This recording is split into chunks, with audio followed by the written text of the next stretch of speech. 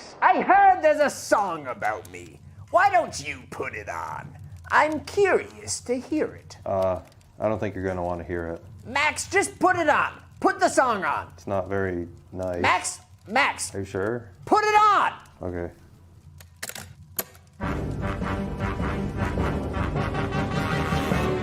You're a mean one, Mr. Grinch. That's me. You're a fugly piece of shit. What? You bring bendy straws to bathrooms 'cause you like the taste of piss, Mr. Grinch. No, I don't. Max? I wouldn't suck your dick if it was dipped in honey and could cure cancer. Jesus Christ, who wrote this? Who wrote this song, Max? Also, you have no dick.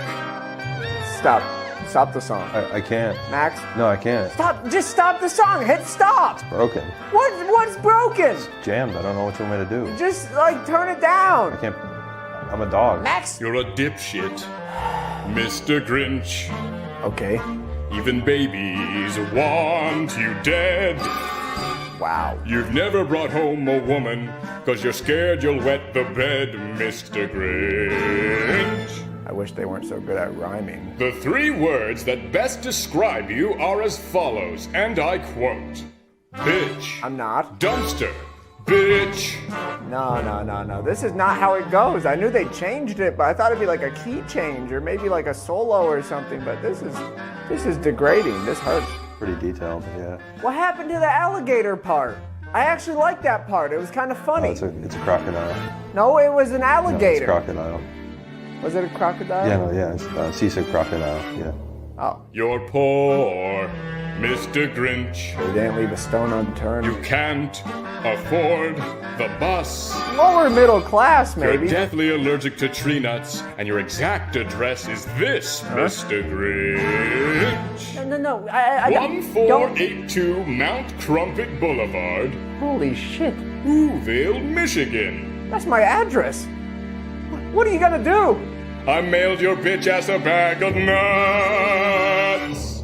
This is a song that kids sing? Every year they sing this, like around the Christmas tree. Yeah. A song that says bitch. It has said bitch like 3 times. Yeah, that's too much, yeah. They know I gave the presents back, right? Like at the end of the movie, I gave them back. I'm a good guy now. I go to church. Yeah, I believe you. Oh, there's the solo. Actually a really cool solo. Wow. Shame about the rest of the song. There's just a dress that you are inbred, I'm fucked. Mr. Grinch. This feels bad. You don't know how to read. This feels really bad. I cannot stress enough how much you love to suck down pee, Mr. Grinch. According to an anonymous poll with a sample size of over 3,000 Who's who were asked to rank you on a scale from 1 to 100 Mr. Grinch? based on traits such as likability, general odor, and physical attractiveness, the highest number we got was 3. What's wrong, Mr. Grinch? You ever feel like no matter how hard you try, people will always see you as your past self, just as this one thing, one unchangeable thing? Like a dog? I guess no matter what, I'll always be a big green monster. I thought you were gray. No, I'm green. Oh. You didn't know that? Oh, dog. That's right. I love you, Mr. Grinch. I love you too, Max. Merry Christmas. Merry Christmas.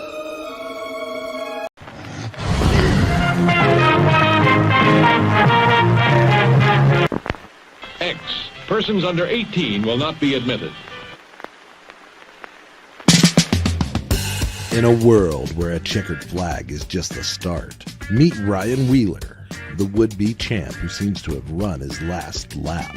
But when a mysterious figure offers Ryan a dark bargain, promising the throne of speed, he strikes a deal with the devil that will make him ride and die. From ball-busting YouTube sensation and Arca Menard's NASCAR breakout racer Cody Dennison comes his first kick-ass comic creation.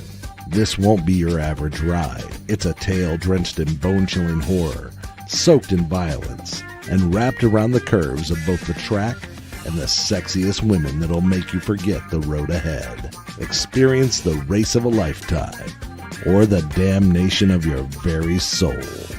Will Ryan outrun his demons, or will he burn in the fiery pits of hell? Don't miss out. Get Cody across the finish line. Back Ride and Die on Indiegogo.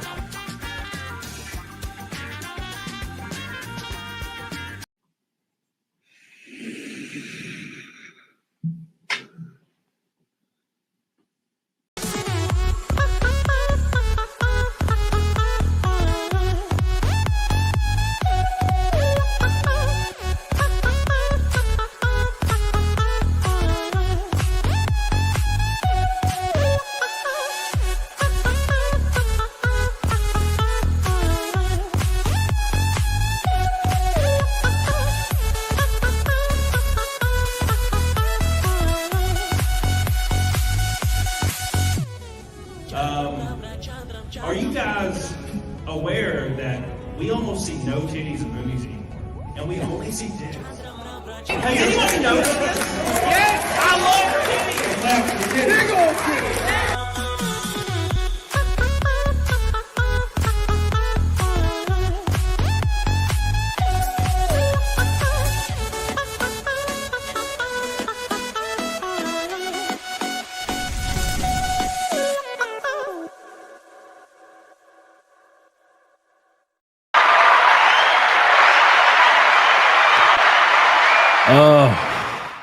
What's up, boys? It's Christmas Eve, and I'm worn out, and nothing's happening in life, so I'm hanging out with y'all tonight. I don't expect many people because I know everybody has families. That part of my life's kind of behind me. So we're going to hang out and talk about some stories and hang out. What's up, Sean? I'm glad I got to see you today, dude. And see how things go. I don't know how long I'll last. I don't know what's going on, but I have no energy and I'm down and out. The Christmas depression. That's how it works. Oh my gosh. I made a last ditch effort to message a few people in my family and ask them to come up tomorrow. Ain't gonna happen. Ain't gonna happen, boys. So I'll be back tomorrow probably, because I won't have anything else to do. So I'll be here, boys. What's up, Renee Galarza? How you doing, Derek Cuda? How you doing, Eric Wirt? Appreciate you, baby. Slag Lust. What's up, dude? Arca News. How you doing, man? How you doing, Joseph Pantalone? How you doing, man? CPP TMF. What's up, boys? Hope you guys are doing well. Halsey Kid, what is up? Me and the dogs. Yep. You're basically me now. What's up, Fire Goddess? How you doing, baby? Well, I'm glad you're here. Takma. What's up? Why do you have the Oblivion trailer running in the background? It's the game. It's just, it plays, old games back in the day. It would just, if you left the menu screen, like play long enough, it would just play the trailer. Old games, man, were goated. What's up, Cad Jockey? How you doing, buddy? I'm sorry you're going through that garbage, dude. What's up, Helena? How you doing? Junebug with an orange voice says, Merry Christmas, Cody. Happy birthday, Jesus. Thank you, Junebug. I appreciate you. I love you, dude. Thank you so much for the love on the Christmas Eve. Durakuda says, Merry Christmas and a happy cock and balls. Hell yeah, dude. Thank you, my friend. Magna Norris says, Jesus, Crystal Cam, do you sleep? Stop messing up my bank account. I do not. No, man. Life is stressful. It is, man, it's weird. Like, you think you've experienced stress until you try and do things that you shouldn't be doing, like realistically, like, I'm not explaining myself very well, but something that is should be impossible, like racing in NASCAR, for example. And when you go for something like that, and there is an opportunity, you go for it as hard as you can, and you're obtaining it, but it is everything that goes with it is more stress. I actually, right now, thinking back, I don't think I ever experienced stress. I think all of that was like, I thought it was stress before this. Now I don't sleep, and I go to the gym twice a day. That's kind of what I do now because it's rough. When you're doing stuff like this and you're not like worth $50 million, like most of the people doing these kind of things, it's terrifying. So you pretty much, your life is decided by if you have one more sponsor or one less, basically.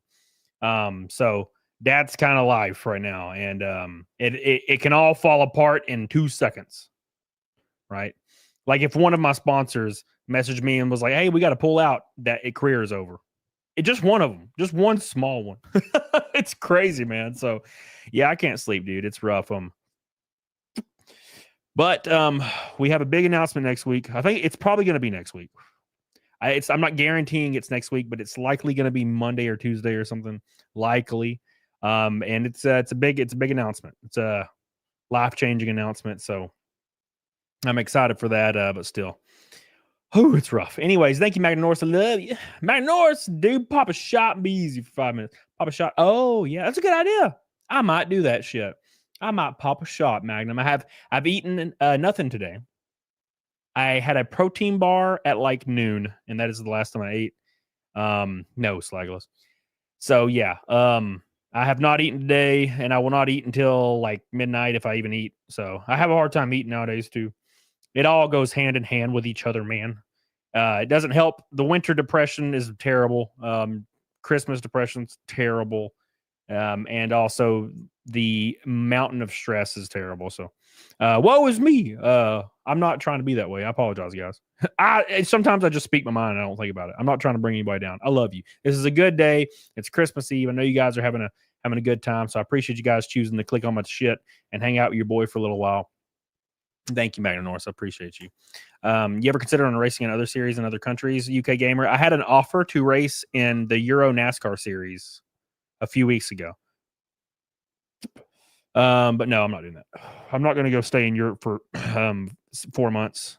I don't want to go to Europe for 4 months. I have ties to my home, and I am not road course racing. I would love to get better at it, but I don't want to ruin my career trying to get better at road course racing, right?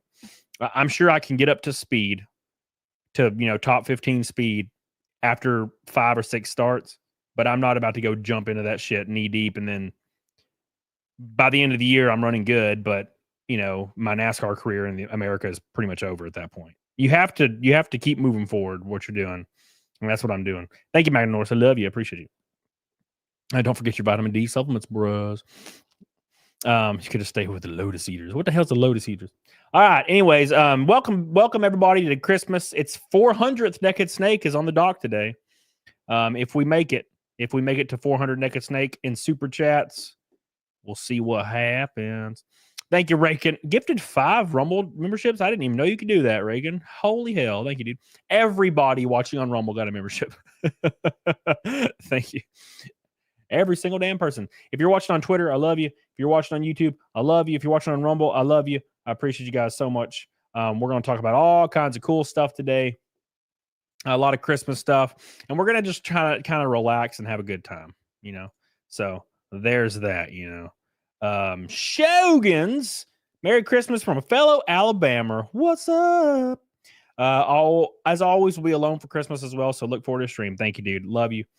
I'm right here with you, man. I'm right here with you. So I appreciate the orange boy. I really, really do. And I love you. Thank you, my friend. Shoguns coming in strong, leading the way today with the orange boy. Thank you, my friend. Time to hang out and cause some trouble, Big Mike. Hell yeah, dude. Welcome back. Welcome back. Merry Christmas, my boy. Scaly, much love. It's been a crazy month, man. You don't even know. You don't even know how crazy it's been, man.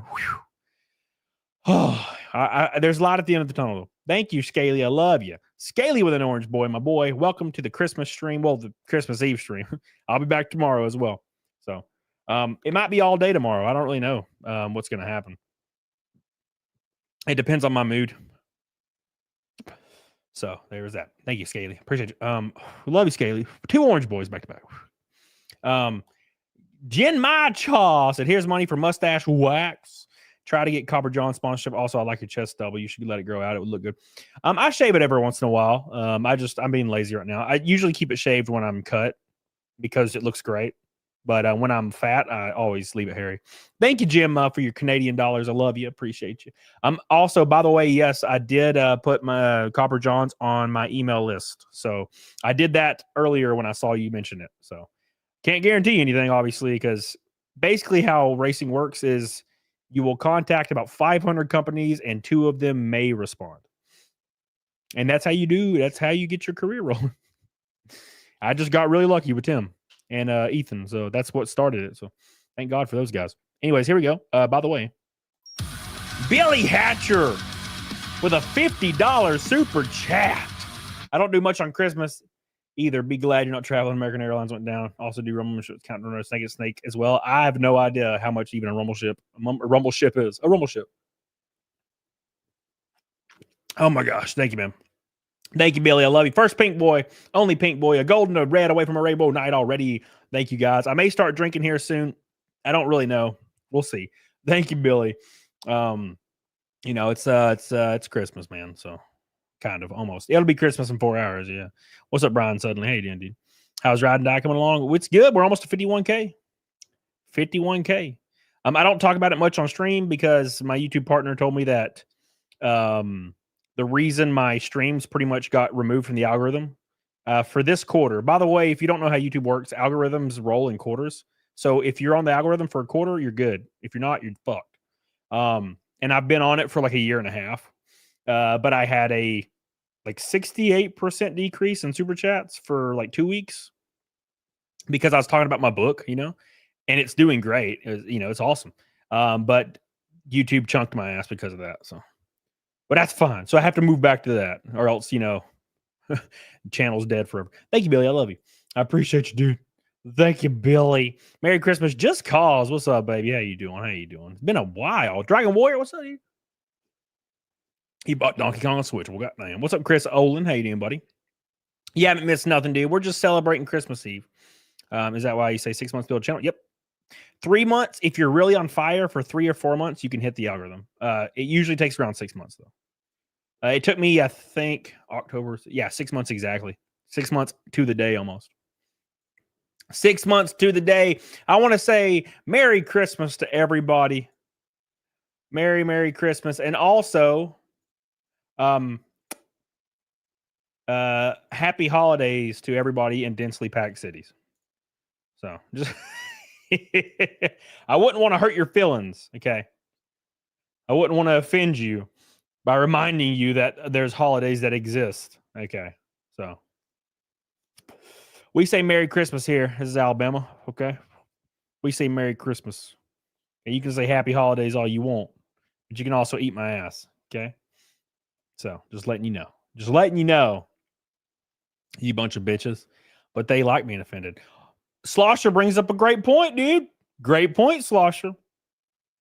It is the monotony of life. People find themselves in a monotonous situation in life where they're working 9 to 5. They have no interest, no hobbies. So they fill their hobbies up or their personality with a radicalization of politics and social movements. And that's why you get people that are angry. And they do it on both sides. Okay. But there's only one side that foes outrage to get clicks. Just saying. Relatively speaking, generally speaking, right? So yeah. Anyways, Merry Christmas. Merry Christmas. I'll send it to you, Helena. Cheetah Man. What's up, Jackie the Deer? How you doing, baby? All right, Chris Olin, send it to me. You know what's been really on my damn playlist for a minute? Falling in Reverse. Popular Monster. Holy balls. What a great album. I've never really been into him that much. I've heard of him. I've listened to a few songs. Woo! Ronnie Rack, you went hard, dude. It's a great freaking album. Sug White, what's up, buddy? How you doing? Welcome to the Christmas show. Hope you're doing well, my friend. Hope you're doing well. I'm sick and tired of superhero talk, bro. Bro, please kill me. I'm tired of superhero talk too, man. I was never really into the superhero stuff, though. I've never really been into it. There is a bunch of really well done films, I think. But when there started being like 10 films a year, I could not keep up anymore. I was done. I was like, all right, I'm done. I can't do this shit no more. I can't do this shit no more. No more. Okay. I'm done. Done with y'all. Done with y'all, damn you. Anyways, let's continue. Oh, by the way, real quick, I want to ask y'all's opinion on something real quick. Here we go. This bullshit right here. Well, I guess it doesn't matter then. All right. Real quick. What's up, Drake B? Merry Christmas, Ripped Monster Beast. My sister-in-law just got out of prison. Ho, back in Tony for the holidays. Hell yeah, dude. What's up? Congratulations to your sister. Power World dropped an update and it's fire. Wizard Frogs. Well. Hey, we're a fifth of the way to Naked Snake already on Christmas Eve. Thank you, guys. I love you. All right. I want to talk about this for 2 seconds because people are all raving over this hot garbage. You know, this hot garbage. Billy Hatcher said you saw Sonic 3. Man, I need to watch it. Is it on streaming? I really need to watch it, man. Coop says, been on top of negative rabbit hole. Typo Negative is top 3 favorite bands of all time, easily. Peter Steele. I love Typo Negative so much that I looked up Peter Steele's nudes. Fidelio with a $20 super chat. Feliz Navidad, mi gringo favorito. Thank you, my friend. I really appreciate that. You are the man, the myth, and the legend. Fidelio, an OG, another brother from my Hispanic brother from another. What's the word? Abuelita? That's grandmother, right? I don't know, man. Thank you, man. I appreciate you. Fidelio, my boy. Let's give him some love. Appreciate you, dude. Thank you, dude. What is it? Orange Boy night? Damn. Nerd Wave says, Merry Christmas. Thank you, Nerd Wave. I appreciate you, dude. You are the man. Thank you, dude. Appreciate you. Thank you. Car Club members had their car out there at Breach Street. What was it? What car to have? Thank you, Nerd Wave. We love you, Nerd Wave. Thank you for the orange boy. Appreciate you, dude. What's up, Adam Kimberling? Welcome back, buddy. It's been a minute. All right. So this bullshit right here. Okay, so everybody about last week was talking about this movie. If you don't know about this movie, it's called Carry On, and they're claiming it's the new Die Hard. They're claiming it is a Christmas movie. And they're claiming it's the best movie that Netflix has made ever. And I'm going to go ahead and ruin everybody's day. This movie was hot shit. And I was so frustrated that people were so excited about it online.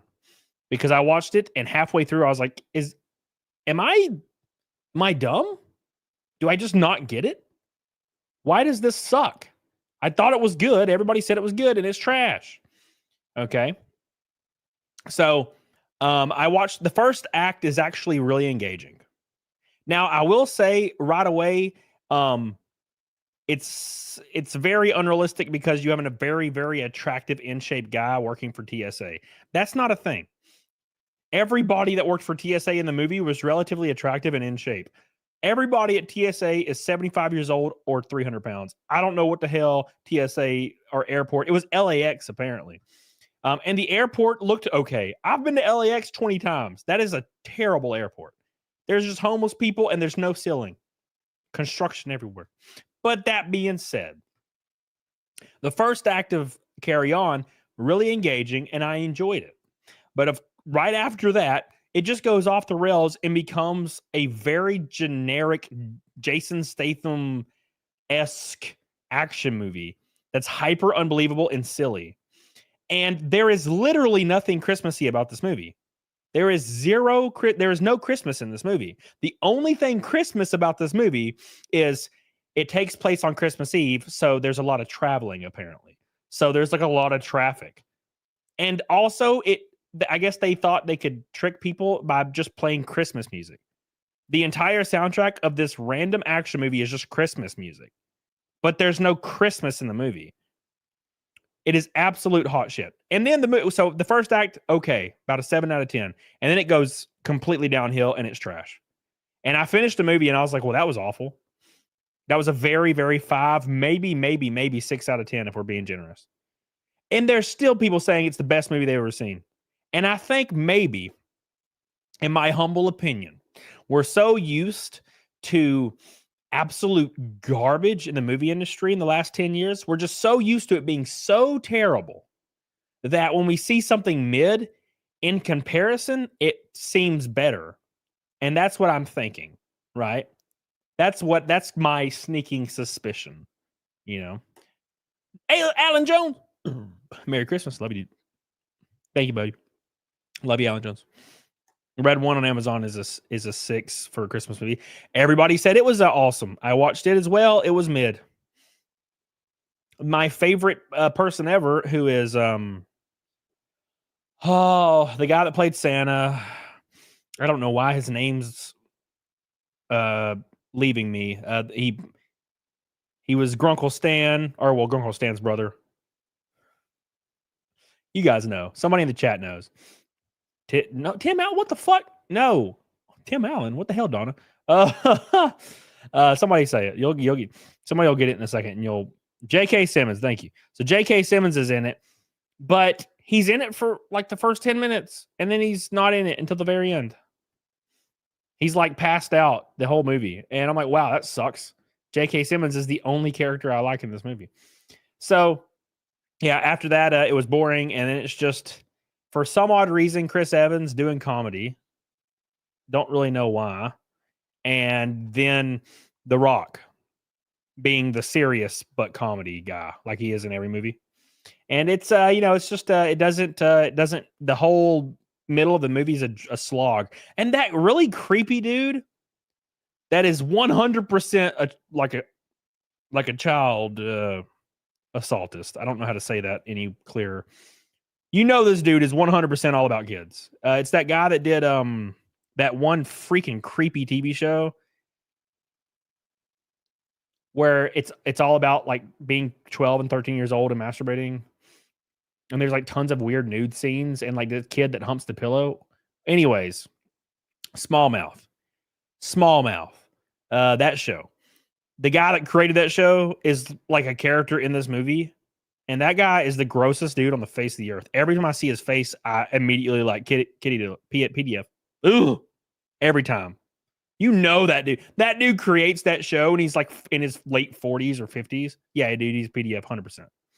There's no one on earth that is like, I'm going to make a show about 12-year-olds, and the whole subject matter is them and sex the entire time. It's like, yeah, that dude's 100% all about that shit. What's up, Powerline? I was talking about, I think his name's like Nick Sean or Nick something. He's in this movie, the Red One. Nick Kroll? It might be Nick Kroll. I don't know. But he's in the Red One movie, and he's gross. Every time I see that guy, I get grossed out. Ruby King, what's up, baby? What's up, Sherry? How you doing? Yeah, that guy's gross. I don't know how that guy's hard drives haven't been confiscated like every year for the last 20 years. You can watch that guy talk for 10 seconds, and you're like, yep, arrest that guy, 100%. Just arrest him. You don't even have to. We don't need evidence to arrest him easily. You know, you ever know? Can you ever just tell? I can tell. That guy's all about that. Juicy Booch, what's up, buddy? How you doing, baby? We are almost halfway to Naked Snake already. A red boy from a rainbow night on Christmas Eve. Thank you guys so much. But anyways, back to the topic. This movie sucks. It is awful. Carry On is I wasted my damn time. And then right after, I watched the Red One, and I wasted my time again. And I'm very upset about that. So don't watch either of these movies. They're both garbage. I'm tired of people tricking me. Stop tricking me.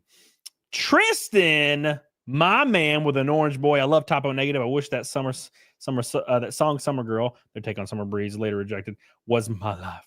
Just once. My favorite Typo Negative song, I can't even give you one.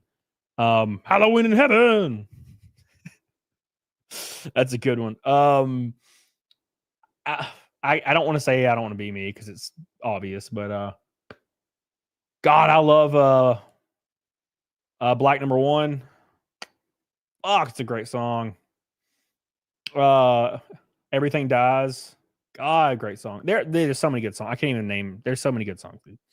I really do like the Halloween in Heaven. Halloween in Heaven. Thank you, Tristan. Love you, dude. Thank you for your $20 super chat. Closing in. We're closing in, boys. You know what Carry On reminded me of? It reminded me of that movie Phone Booth. You guys remember that movie Phone Booth? Phone Booth was superior to this. This movie is basically like half the movie is Phone Booth. It's the exact same situation. Phone Booth. Oh man. And I got to be honest. When I find myself rooting for the bad guys in movies, I know they've already messed up. You ever notice that when you find yourself rooting for the bad guy, you think somebody messed up in the story somewhere? Because I shouldn't be rooting for the bad guy, but why am I rooting for the bad guy right now? You know what I'm saying? Colin Firth, yeah. And that's what this movie made me do. I rooted for the bad guy the whole damn time. I was like, yeah, just put the bomb on the plane. Let's go. You know, I'm like, yeah, let's do it. Get the bomb in. Put the bomb in the thing. Let's do it. You know? Because there's always this weird, like, over-the-top moral conundrum in these movies. And this is the whole point of this movie is this guy's just like a moral god. The guy you see on screen, the like dashingly handsome guy. And it's just so like non-realistic. Farrell, yeah. Colin Farrell. It's just not realistic at all. Because it's like, hey, we have a gun pointed at your wife. Do what we say and she doesn't die. And this dude does everything he can to almost get his wife killed instead of just doing what they say and no one would care. Yeah, he might have to answer to some questions later. But like everything's traceable. You know what I'm saying? But for some odd reason in the movie, the guy's like, I must save these people. I'm a random TSA guy. I got to save all these people, let all my family die in the process. I think it's so unrealistic. You put me in that situation. If I'm working at TSA and a guy comes on the thing and he's like, hey, dude, I got guns pointed at your whole family. All you got to do is let a bag go through the TSA and we're done. Don't have to do nothing else, man. I'd be like, sign me up. You know what I'm saying? Go ahead. Good job. You clear that. Beep. You know what I'm saying? I just feel like it's so unrealistic. No, I would rather my family die than these random people, maybe. You know what I'm saying? At any rate, garbage movie. And also, it was just garbage. And why cast this dude? Just put Jason Statham in it and call it a day. You know what I'm saying? Because that's all it was. It was a Jason Statham movie, but with this guy. And I think, I'm pretty sure he was in that Gentleman movie. I forget where they're like spies, and he was great in that. But I'd not let that bag go through. Shit, I would. You trying to kill my friend? Where's Shane Davis? Wooden shot? Oh, I have no idea. Where is Shane Davis, everyone? We love Shane. We miss Shane. All right. Anyways, I wanted to cover that because I'm tired of it. Trying to low key get your wife killed. It's kind of bad. Kingsman, yeah. Top Gun, but bad. I don't know about that. I don't feel like it was very Top Gunny at all. Moana 2 was all right. Nick Ricada told me it was absolute hot shit. So I was like, okay, well, I guess I will not ignore that movie then. Granted, I wasn't going to watch it probably anyway because I don't want it to ruin the first one, you know? I love the first one. Yeah, it's a TSA movie. Exactly, Snafu. It tries to make you feel bad for the TSA. And I'm like, I don't feel bad for the TSA. Sorry. Don't feel bad for the TSA. You don't have to scream in my face when I'm already taking my boots off to take my boots off. I'm literally taking my boots off, and they're like, take boots off, take shoes off, take pants off. And I'm like, dude, there's 3 people in line. Calm the fuck down. Okay. None of us have shoes on. Shut your mouth. All right? Stop searching me. Stop searching me. Why do you always search me? All right, anyways. I just found mine. Look at this. Look how many views this video has, by the way. Hard ticket to Hawaii. What the hell is that? Akumajan? Akumajan? What the hell is that? What the hell is that? The people who fill up your girlfriend and let 95% of weapons go through in their field test. Yes. Sidaris. The new Top Gun was basically the Star Wars attack on the Death Star, but with F-15s. Yes, and it was a masterpiece. It was an absolute masterpiece. If any of you have anything bad to say about Top Gun Maverick, I will flip my shit. That's a masterpiece of a film. Masterpiece. Because they subvert your expectations in the opposite direction. And I love it. It's like, Maverick's gonna suck ass because he's old and he's not got it anymore. And then he beats everyone's ass with no trying. He's just a god, and I love it. I love it. I love it. Old Top Gun's fine. Old Top Gun is really cheesy. New Top Gun was like a real movie, man. Like a real movie. It felt great. Big Maga Bulge chat wants to take a steak for Christmas. Hey, man, we're 285 away. 285. Yeah. Thank you, baby. Love you, dude. Jennifer Connelly is still. Oh, fuck yeah, dude. Jennifer Connelly at 50 can get it, dude. I don't give a damn. Some women keep that shit. You know what I'm saying? Some women keep it. It's like April from Auburn Designs. They just keep it forever. I'm like, how do you do that? Facts. Tom Cruise is Last Action Hero. Yeah. Oh, what's up, Blue Waffle? How you doing, buddy? Oh, by the way, this video has 40 million views. Compilation of women pissing so hard it sounds like a rattlesnake. 40 million views. I guarantee you 80% of them's from India. I'm just saying, like, there's a lot of people in India. And I feel like if you got to be pretty down bad, and I know Indian guys can get down bad, you know what I'm saying?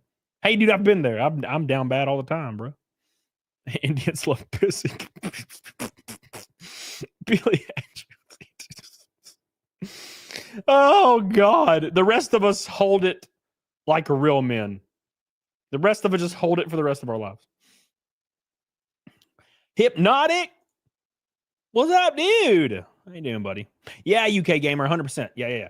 Where are you at, UK gamer? Yeah, so 80% of Japanese men are virgins. Isn't that wild? Isn't that wild? Thank you, ma'am. Sweet Lodge Hold. Yeah, dude. I don't piss. I stopped pissing in my teens. I'm a man. Men don't piss. We just absorb it, reabsorb the nutrients. You know what I'm saying? By the way, just to let you guys in on a little secret, if you're ever stranded in the desert, all of a sudden, like you get taken hostage and somebody kicks you out of the Jeep and you're stranded, drink your piss. You can drink your piss like 3 times before it's too diluted and still hydrate. Isn't that wild? That's crazy. You can drink your piss and then piss it back out again and drink it again. And it will still hydrate you because your body doesn't absorb all like the hydration from your first. If you're well hydrated, yeah, you can just keep drinking your piss, bro. Yep. It's like the #1 rule when it comes to desert survival. Drink your piss. It's pretty crazy. It's pretty crazy.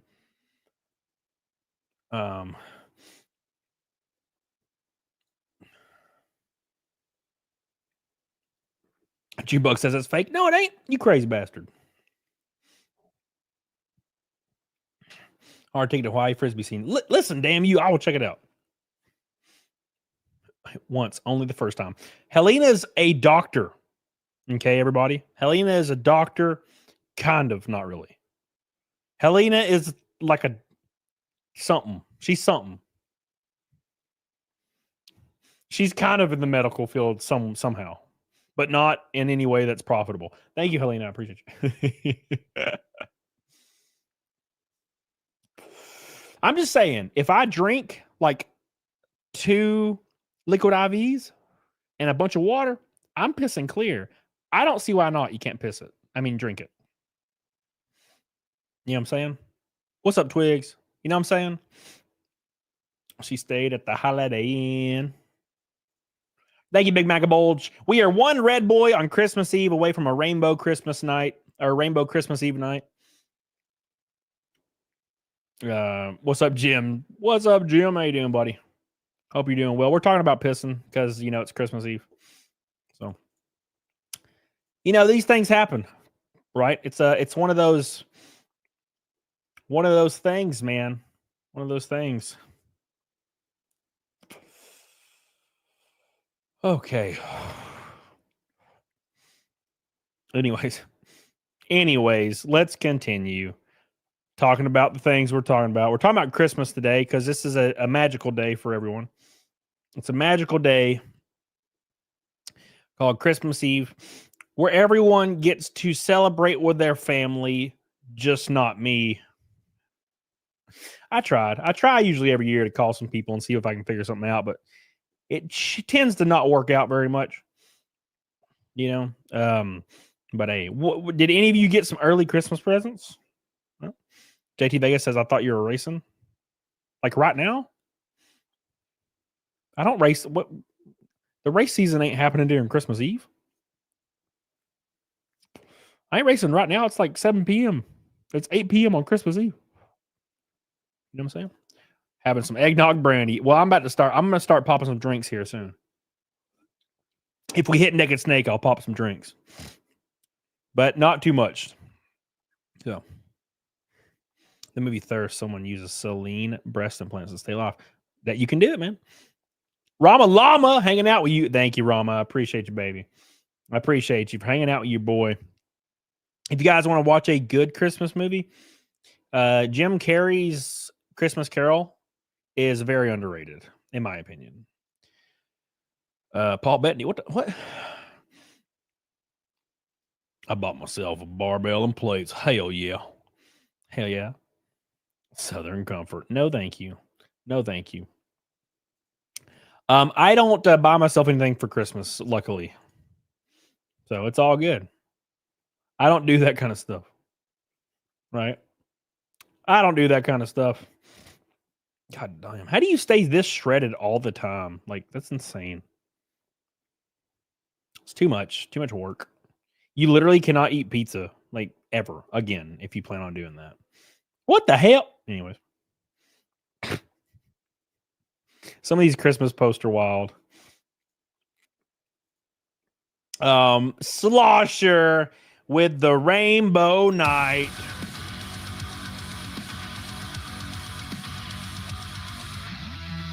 Slosher with a $100 Canadian boy, which is about $37. Merry Christmas, friends. This is Canadian money, but still, it's technically a red boy. Yes. We'll count it. Thank you, Slosher. I love you, dude. I appreciate your sharing the Christmas cheer tonight with the camel. I appreciate it, dude. I love you. I love you, man. I just instead of EMG 8185 and a Jackson, I love it. You installed. Man, EMG 8185. It depends. I love them. In my ESP Eclipse, my Japanese Eclipse, that some bitch is a monster. And it's got EMG 8185s. Woo!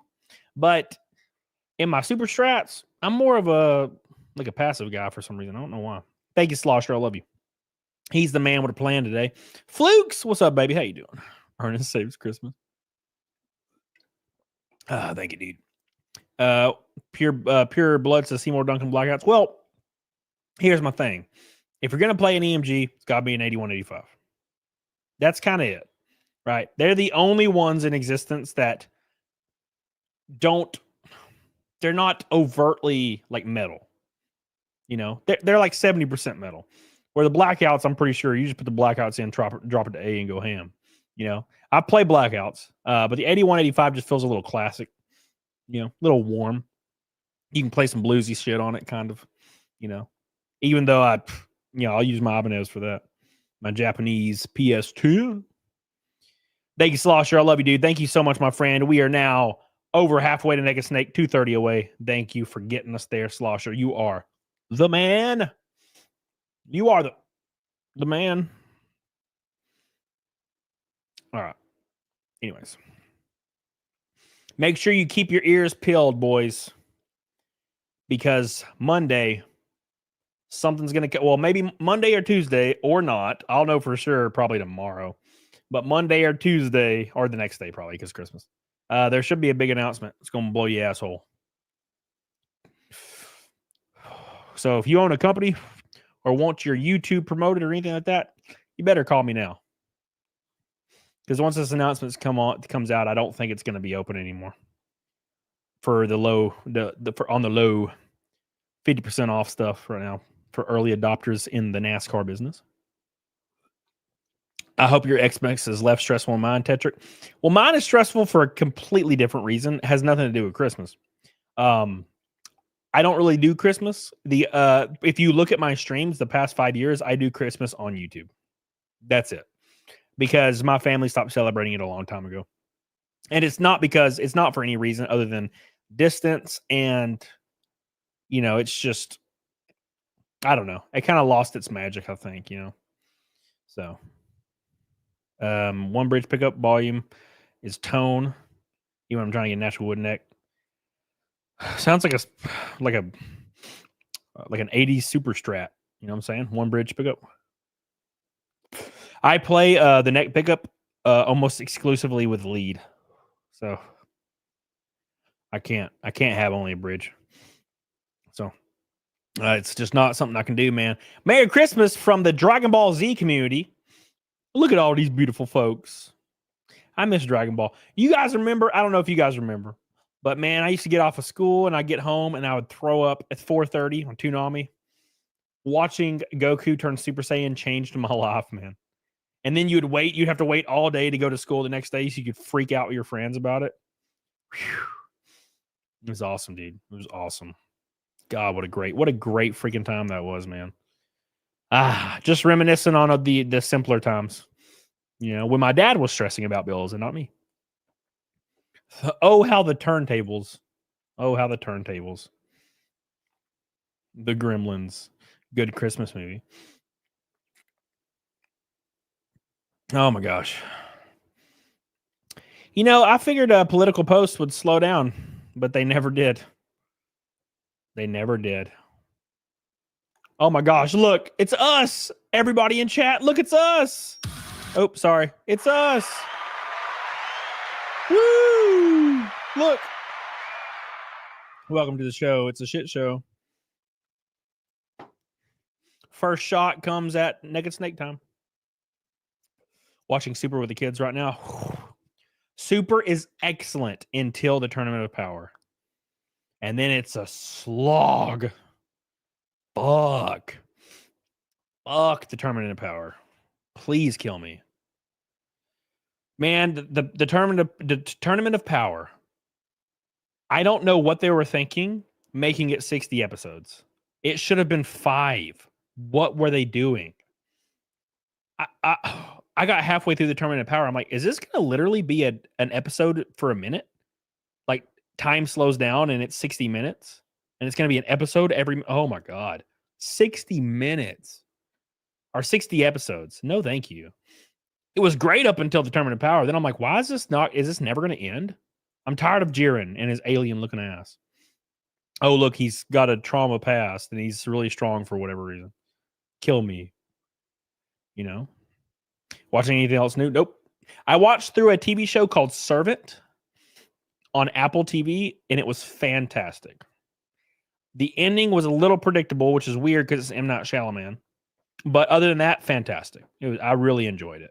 It evoked some weird vibe that I really enjoyed, and I can't really understand why. Very strange. Oh, man. Currently watching SpongeBob. Dude, the first 3 seasons of SpongeBob is unmatched. I can't watch anything after that.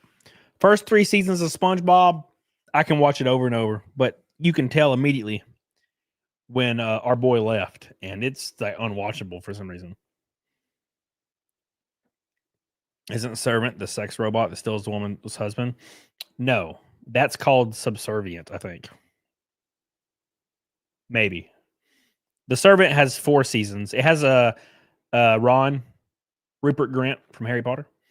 What's up, Anonymity? How you doing, dude? Watching Mr. Bean, the crusted crab pizza. is the pizza for you and me. Yeah, dude. Shit's great. I go through and watch it once a year, man. Once a year. Oh, Katie did. I saw Katie did in chat. Merry Christmas. I'm sorry. I'm a dumbass. Look at this. Lynchy loser. What the hell? I gotta be honest. I can't understand dudes out there that have no contact with these OnlyFans girls that just send them like Venmo $100 like 5 times a day with no expectation. That is weird. That is weird. I could understand if you were like rich as hell and you were just trying to, it was your girlfriend, I guess.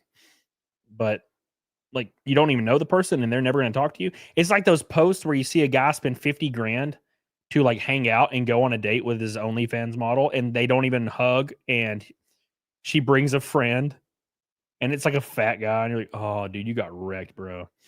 You got absolutely wrecked. First Blood's a Christmas movie. Dude, First Blood's goated. I was expecting you to have Gunther Christmas with midgets and hot girls. Shit. If I play that, I get struck immediately. Things went to shit after Patrick gave SpongeBob that big ball of gum. None of these dudes have these dudes don't feel immense shame. I don't know, man. It must be some kind of kink. I don't get it, and I never will. But hey, man, it's fine. Hey, it ain't my money. But I'm gonna judge you and say it's dumb. But no, thank you. Absolutely, absolutely terrible. Look at everybody having fun on Christmas while we just sit here like a bunch of lonely bastards. Like a bunch of lonely bastards we are.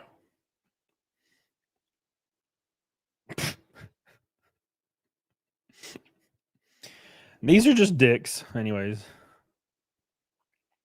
Oh, cat turd. I wonder what it could be.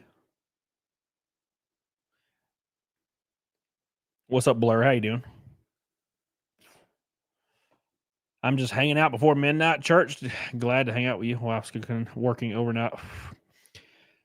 Yeah, I'll be here for a while. I'm going to go hang out with my family tomorrow. I'm good with being a lonely bastard tonight. Yeah, I'll be back tomorrow doing the same thing. Better alone than with a 304. I don't know how you guys do it. Now, I'm not saying you guys, but anybody. What's up, Bazoo? Now, I will say, I was reading a post earlier, and it was talking about how men are tired of taking women out on Tinder dates and paying for their meals, and the women will like order $200 worth of shit, and the guy will pay it, and he's like, I'm getting tired of this. And I'm like, when I was on Tinder, I didn't go on dates. And I don't know why people think that's the rule. Well, you think you have to take them out to dinner? No, I would just be like, hey, they would be like, hey, we should hang out. Like the girl would say that, right? And I'd be like, oh, okay, yeah, well, I ain't doing anything Friday. I have whiskey if you want to just stop by my house. And they would always do it. Every time. Never had an issue. And I didn't pay for shit. They just drank my whiskey I already had. And it was good. That was back when I got cheap whiskey too. So yeah, I don't understand you guys taking. Tinder is not for dating. It's for smashing pissers, boys. Why are you taking them out to dinner? You're like adding an extra step for no reason. Thank you, Slosher, for your red boy, by the way. I appreciate you, baby, for all your love, dude.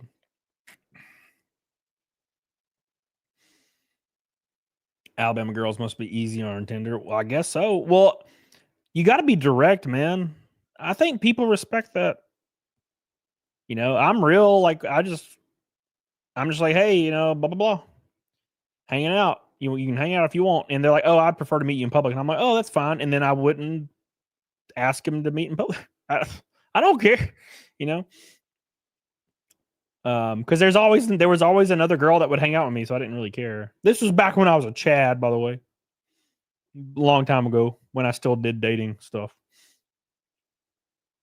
There is a guy that buys him dinner, and then the guy sleeps with him. Yep, and it's not the guy buying him dinner. Powerline says Tinder is the reason dating is broken. I disagree. The reason dating is broken is because back in the day, before social media, small towns, women had 3 options of guys, right? Like 3 options. Now with Instagram and Facebook, this is without Tinder, by the way. Women have 1,000 options. So they can pick and choose, right? And the person that holds the keys to choice rules. And if you just don't care, for some odd reason, women love that. And I legitimately never really cared. I would be talking to 10 girls at the same time on Tinder, and they would be like, we should hang out. And I'd be like, well, I'm chilling at my house. And one of them would say yes, and one of them would say, I'd rather you take me out. And I'm like, all right, cool. And I would just hang out with the girl that said yes. And then they would leave. You know, I think one of the biggest issues is men just try so hard. And you don't worry about it. You know, if it happens, it happens. It doesn't. Who cares? Women, for some reason, I feel like they respect that. You do meet some crazy ones, though.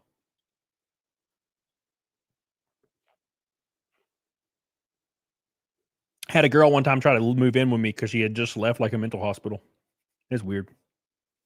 But only like 3. There was like 3 bad ones out of the 100. The dating pools become a cesspool. I would not know because I don't even engage in that anymore. I got a loyal chick that I hang out with every day that supports everything I do. I don't need anything else. You know, I found the best one when I was playing the field and hanging out with girls every day. I found one that was really kick ass, and I just hang out with her now. And everybody's like, "You should marry her," and I'm like,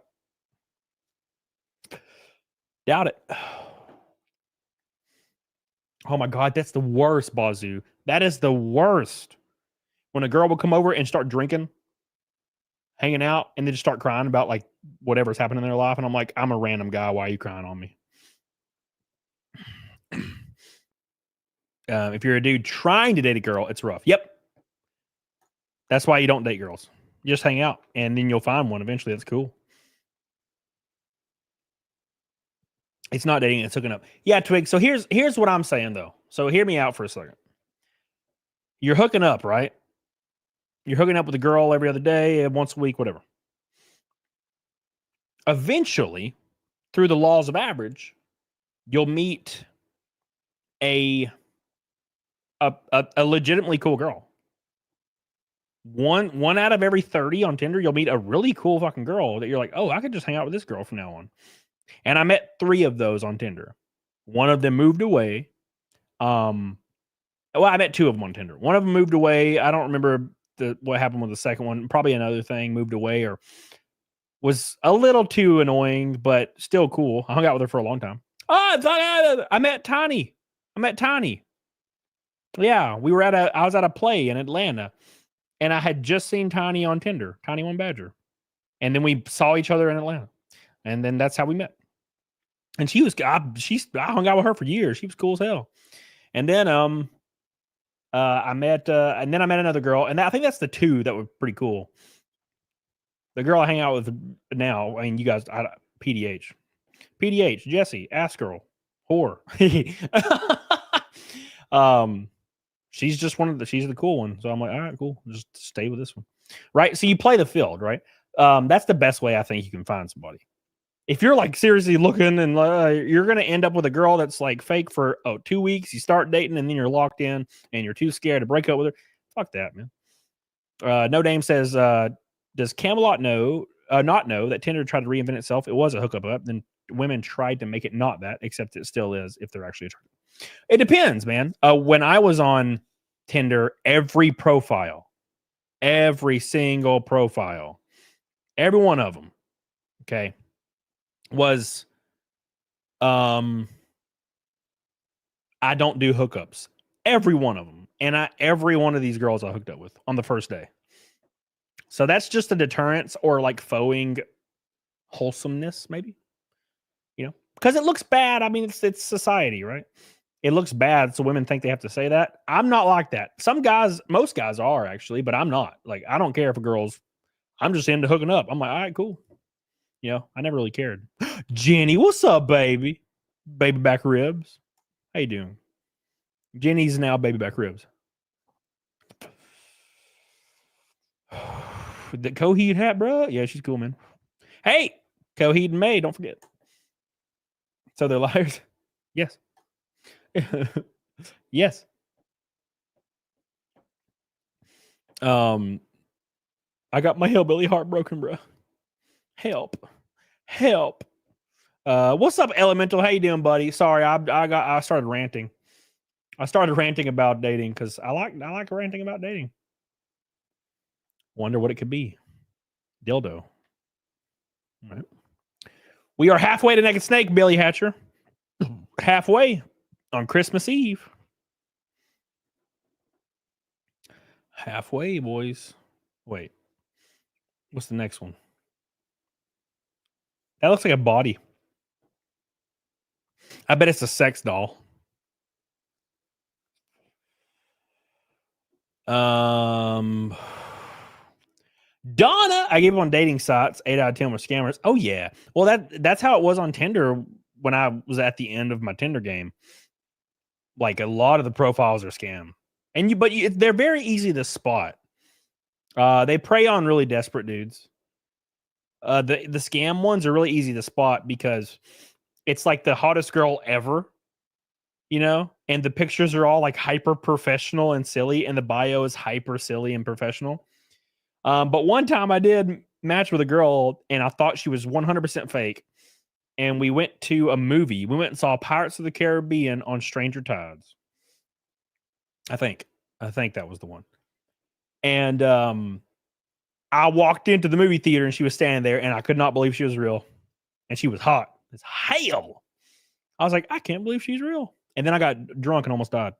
Thank you, Donna. Happy belated birthday, Skytex and Jesus. Thank you. Jenna said I got asked if I was a robot because I never made a bot. Jenna's trying to pretend that she's like hyper hot. People always thought I was fake. That's what Jenna's doing right now. Everyone thought I was fake, you know, because I just, I don't know why everybody thought I was fake. Pure jealousy. Never tried a dating site. I wouldn't do a dating site because you have to pay for them. Tinder, man, you just hop on. Hop on. It's a body.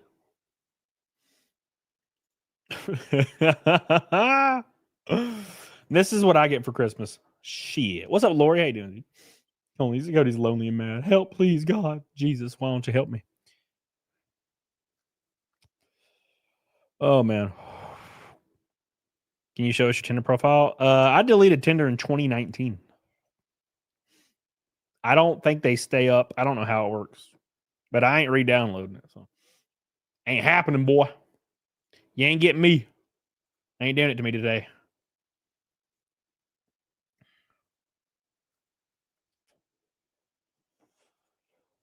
Where am I? Okay. The AI girlfriend. Dude, did you hear about the kid that killed himself over the AI girlfriend? She kind of convinced him to do it. Kind of. And he took it the wrong way. To be fair, if you read the messages, I don't know, it's weird, but right.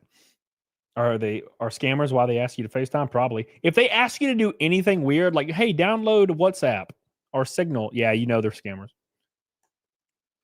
Every girl on earth has Snapchat if they're on Tinder. Okay. If you're on Tinder, you got Snapchat, so I can see pictures of your titties. That's the whole point. Shogun says, all the years I've been on Tinder dating apps, I've gotten one date and I talked to a few bots. I'm just boring, and most of the women in my range are looking for daddies for the kids. Sure.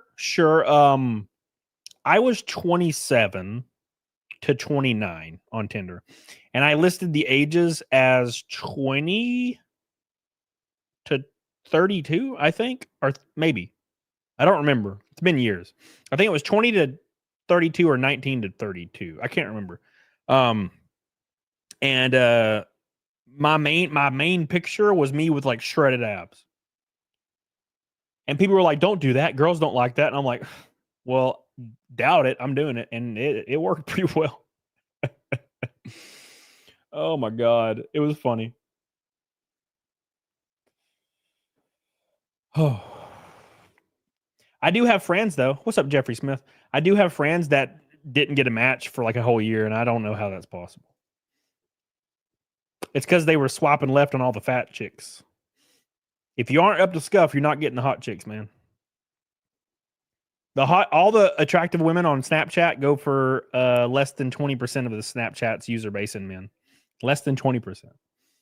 Snapchat released their analytical data like a few years ago, and every girl that was meeting people through Snapchat or matching, 80% of the women were matching with only 20% of men on the app. And it was the attractive men, obviously. So if you are not typically attractive on Tinder, you are fucked. Fucked. It's not typically conventionally attractive. I used to be conventionally attractive when I was a boy. Okay. When I was a wee young lad, I was conventionally attractive. Right. Now I'm like kind of old looking. And I got a big head now. Like my head's swollen looking because I'm old. Yep. IO Dragon is a 100% on point. 100% on point. Women that are 5s, they only date 9 or 10s. And why? It's because dudes that are 9 or 10s will bang the 5s. And once they get a taste and they think that they are up to scuff, they'll do it. You know, once like a girl that's not really attractive hooks up with like a Chad, she thinks that she can get a Chad like in a relationship. And to be fair, being that guy back in the day, the reason we're hanging out with you is because the other 4 girls said no on Saturday. Unfortunately. Oh, Jenny says, I don't think at this point in my life I would not share myself with anyone else. Too many diseases. Oh, yeah. Yeah, sure. Yeah. I'm kind of right there with you. Jenna says, me and my friends are going for men who want to be in a relationship, but we are 28 and 29. Yeah, and the attractive guys on Tinder are only dating the 21 to 24-year-old girls. I was 27 to 29, and I hooked up with one girl that was older than 24. One out of like 100 on Tinder. One was over 24. Because they were the ones you matched with for some weird reason. You're in that weird age range where you're fucked. Got off work at Target and then Plaza outside, Chinese takeout, only GameStop, still open. Oh, pour one out for GameStop, boys. Grey Wolf, thank you, dude. Oh, by the way, we're going to be taking a shot of Woodford on an empty stomach because I have not eaten today at Naked Snake, and we are 210 from Naked Snake, boys. 210 in Super Chatties for the 400th Naked Snake in a row on Christmas Eve. Snake, say no to Hagen, boys. What does that mean, Meme TV? What does that mean? What does it mean? I'm dating aging at 42. It's wildly different than it was years ago. Oh, I'm sure it is. I mean, I was back then when I was 19. I was just meeting girls through mutuals, or they would come into GameStop. I know that sounds cringe, but the fat girl at the bar. Oh, no slam pigs, Meme TV. We've all been there. We've all been there. We've all been there, man. Make sure you guys like the stream, by the way. Appreciate you. We've all done it. We're not proud of it. I did it once and never again. It seemed like a good idea at the time. It was not. No, you guys know the story. Like, I had hooked up with this girl back in the day, like a year prior or 6 months. I think it was 6 months prior. And she was like in good shape. And then she like messaged me on Instagram. It was like, hey, we should hang out. And I was like, oh shit, yeah, she was cool. So I was like, yeah, let's hang out. And she shows up and she had gained like 50, 60 pounds in 6 months. And she was already there. And I was like, fuck. Shit. Did not enjoy it.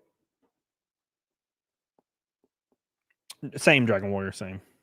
Oof. Yeah, man, it happens to the best of us. She ate all the chicken wings, man. That's a different girl. I did not bang that girl. She tricked me. Fupa, come on, Skytex. Come on, man. Come on, man. What's up, Black Snowflake? How you doing, buddy? How you doing, my man? Hope you're doing well. Anyways, we've been talking about dating too long. Let's continue on the Christmas parade. Chair. An anvil. Or no, what is it? Fuck, what is it called? Not an anvil, it's a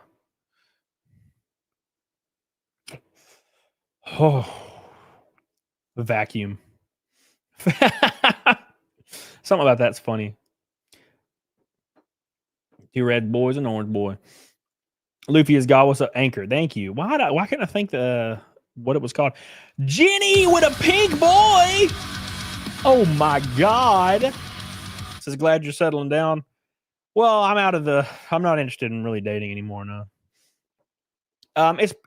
It takes away from other things that I need to think about. So yeah, that's not a thing I'd do anymore. You know, too much going on. Too much, man.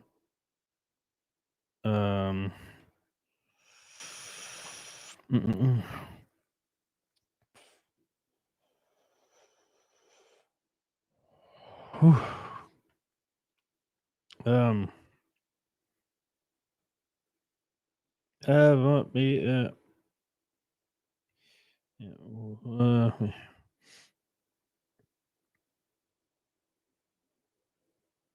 All right, cool. Base Camelot, what's up, Just Calls? Thank you, Jenny. I love you, Jenny. I appreciate you, Jenny. 150 from Naked Snake. Thank you, baby. Jenny. Baby back ribs. Thank you, Jenny. They got huge boobs. What were we talking about again? I don't remember what we're talking about. So she at the previous owner of the account. Now wait, hold on. I'm lost. Hey, Veteran Biker, what's up, dude? Merry Christmas. Appreciate all the advice on YouTube for an old turd like me. Well, yeah, dude, I'm always a message away, and I appreciate your help the other day as well. I'm gonna look into that shortly after the Christmas. I ain't trying to bother anybody on Christmas. Thank you, Veteran. I appreciate you, dude. You are the GOAT. Thank you, my man. Thank you, my friend. Veteran Biker. Love you. I appreciate you, dude. Veteran Biker, go subscribe to my boy. Dude's kick ass. He's been on my show. He's a good dude. Man, I might piss my pants. Simply Green, or all bit returned to here, or we wouldn't be watching 100%. Brady2882, what's up, dude? Merry Christmas, my friend. Merry Christmas. You know, yes, you're streaming tomorrow. Oh, I doubt it. I doubt anybody's gonna be streaming tomorrow, dude. On Christmas Day, I'll be the only dude. I was surprised people were streaming not on Christmas Day or on Christmas Eve. I was so surprised. There's a lot of people streaming. I'm like, what the hell? These guys and everybody streaming has like family and children. I'm like, what are you doing? If I had family in my house and children, I would not be streaming. What are these people doing? I'm streaming because I ain't got nothing else better to do, right? And there's like people with like entire families, and they're like, "Yeah, we're streaming tonight, bro, all night." I'm like, "What do you? Does your family like care? Like, are they upset about this? Have they approved this?" Oh, thank you. Anyways, vacuum. Based. Sorry. Oh, based. What is up with the dick cookies? God, y'all. Stop posting the dick cookies. Andrew Tate. My God. I can't believe I'm going to piss my pants. I can't believe I have to piss this bad. This sucks. I don't want to get up already. It's only been an hour. Oh. Oh my God. This is based. All right. Thank you, Veteran Burger. Thank you, Jenny. I love you. Brittany says, and this is why we are failing as a society. Wait, what is why? The dating or the Jesus beating Satan's ass right here? Some thick ass. I think Tugs is going to stream because her man has the night shift. Is he like a nurse or something? Or an EMT or something? You think he could fly a rocket? I doubt it. You don't want kidney problems. Ask me how I know. Dating, Brittany? Yeah. Look, I will tell you why we have dating problems, Brittany. And I don't want to piss anybody off. Because it's based in society, right? But all of dating problems, all of them are because of women. It just sucks. The top tier women have ruined it for everybody. and a handful of average women as well. Because back in the day, 80s, 90s, 2000s, right? And any time before that, a conventionally hyper attractive woman would be able to go to Hollywood, right? Right.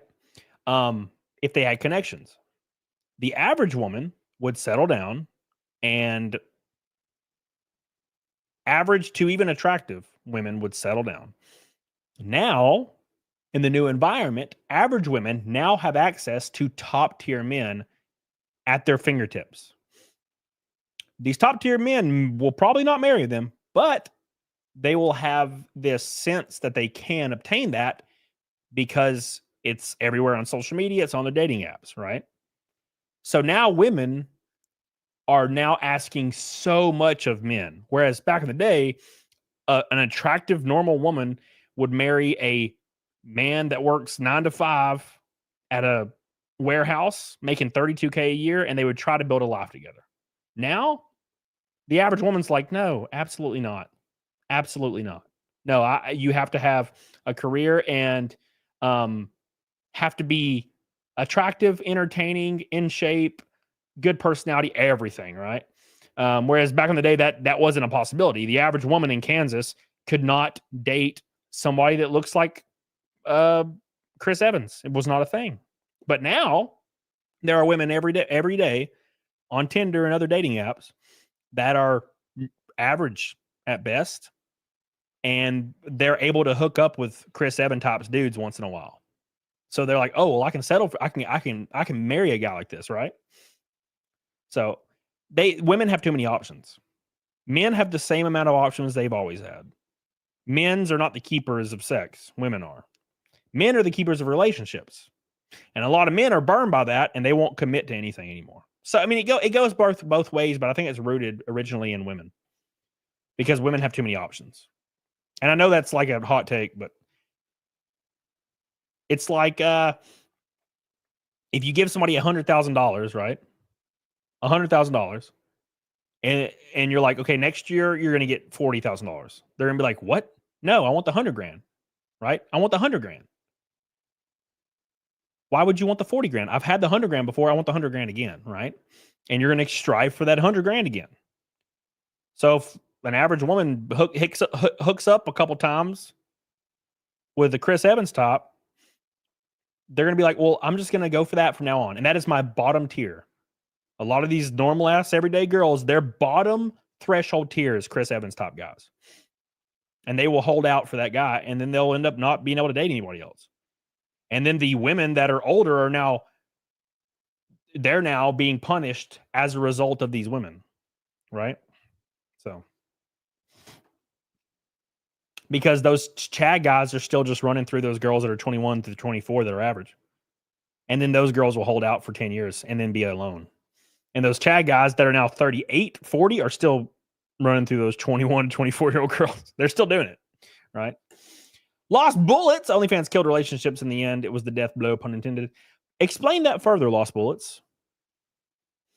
Because I've never even had any interest in OnlyFans, and I can't rectify in my mind why OnlyFans would have destroyed a relationship. Unless you mean like, oh, I have an OnlyFans, and like a man isn't okay with dating a woman like that, right? Otherwise, I can't rectify what that would be an issue. You know, it's just porn, right? And porn industry has existed since the beginning of time. Thank you, Lost Bullets. For an orange Canadian boy, 120 from Naked Snake Boys.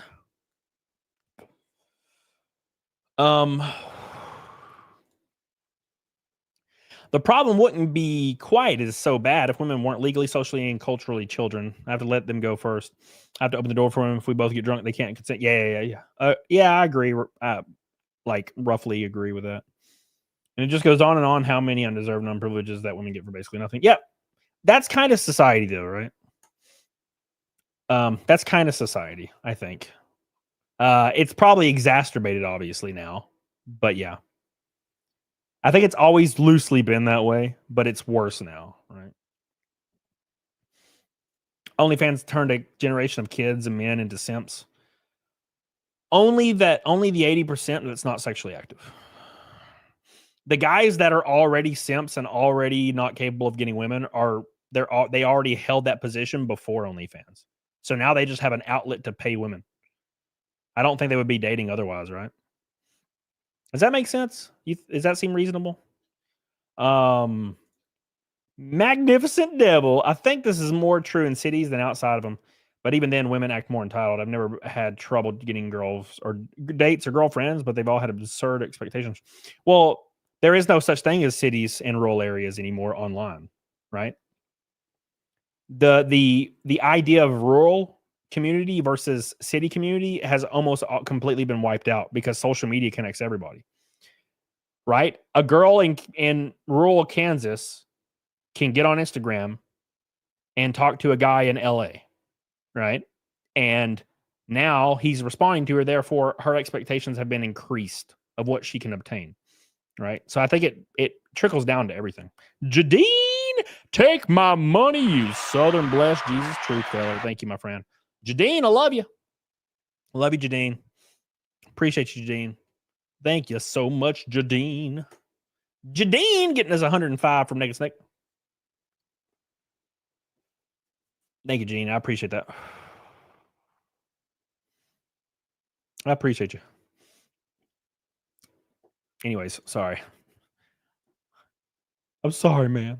It's weird how like you can search Christmas on Twitter and half the posts are about like Obama and politics. I'm like, dude, it's fucking Christmas. It's Christmas, man. Why is this on here? What is this? Women are weird. See what I mean? Ivanka Trump is like relatively old, you know, and she's, oh, look, here's a Christmas picture. It's me standing looking attractive. It's like, what does that have to do with Christmas? Ivanka Trump? What the hell? Now there's an attractive woman. All right. Ooh, what is that? I might piss my pants. See, I would like this.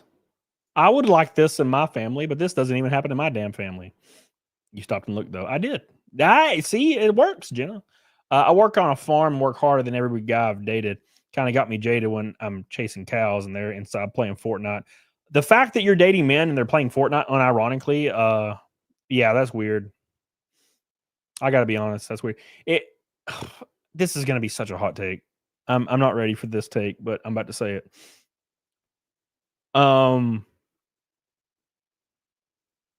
If you're playing a video game that's occupied like 95% of the user base is children, and you're playing it unironically at like 9 p.m. on a work night, and your girlfriend and or wife is sitting there like in her underwear on your bed and you're playing Fortnite, bro, I don't know that. What the fuck? How you exist? What are you doing?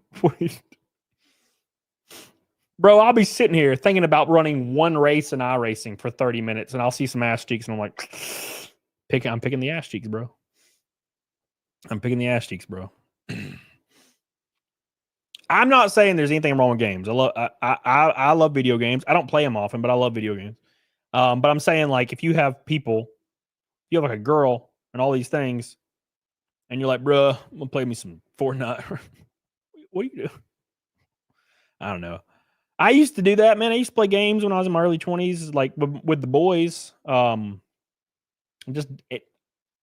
It's just my opinion. It just doesn't interest me anymore.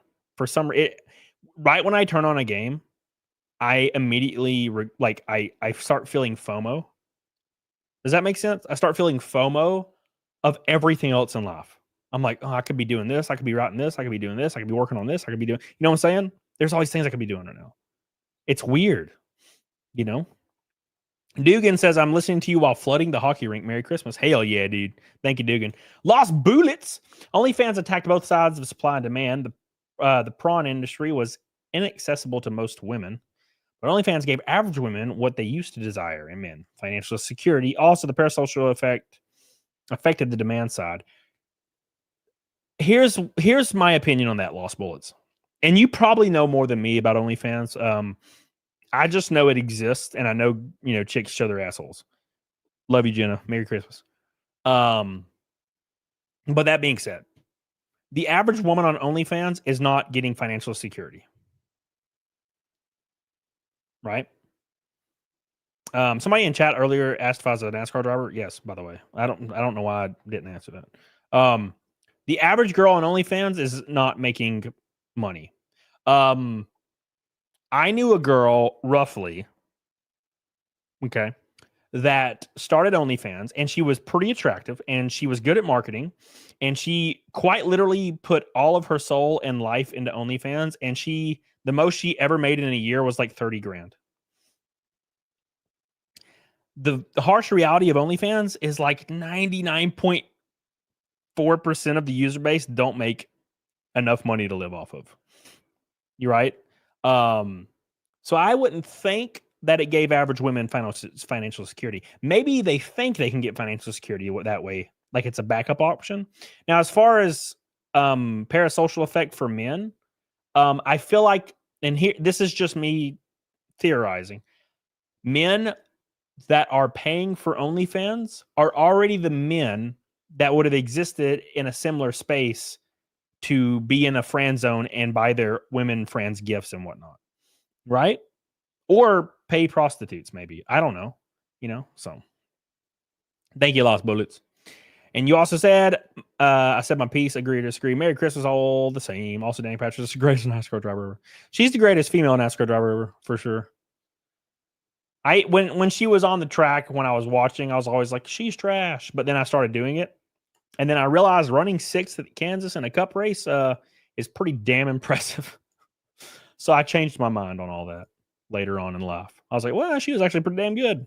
It's just everybody else was better because they were the best. She's racing Jeff Gordon and Jimmy Johnson, dude. Good luck.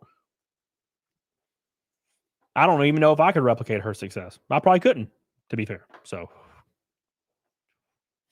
No Name Guy says, on average, OnlyFans creators only make $150 to $180 a month. Yeah, exactly.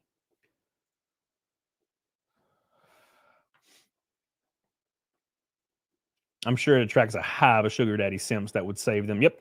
Yeah, sure. Yeah. Does Melanie Mac do Christian OnlyFans? I don't think so. I don't even know what that is.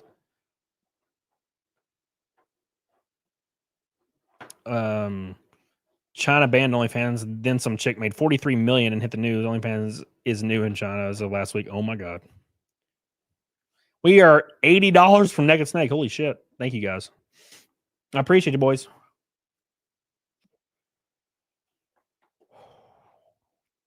I might have to go pee. I might have to do it, guys. I'm sorry. I'm dying. I'm dying, boys. B. Here comes Melanie Mac hate. Didn't Danica also race in kart series? And yeah, she won an IndyCar. She won a race in IndyCar. It was a fuel mileage race, but she won it all the same. Twin ring Moteague. IO Dragon says it's pretty much like Twitch, YouTube, etc. Only a tiny percent of people make enough money. Yeah, 100%.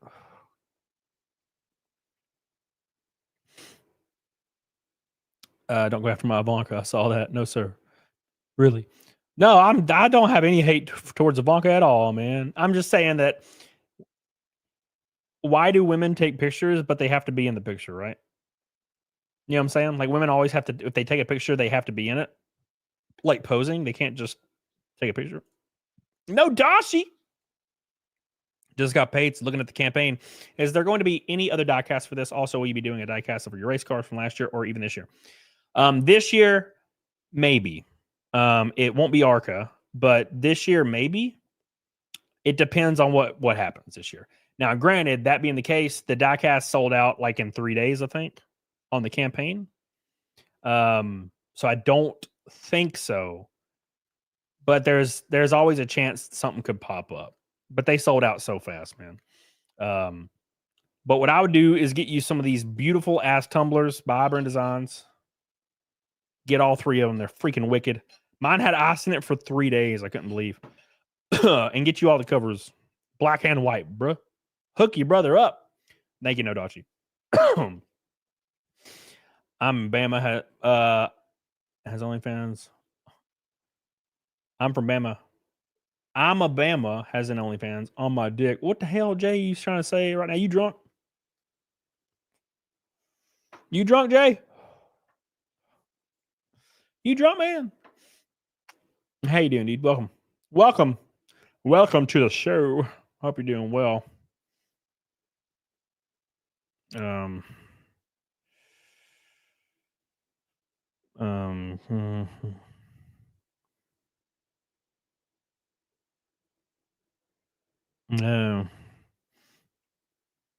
Company info and data.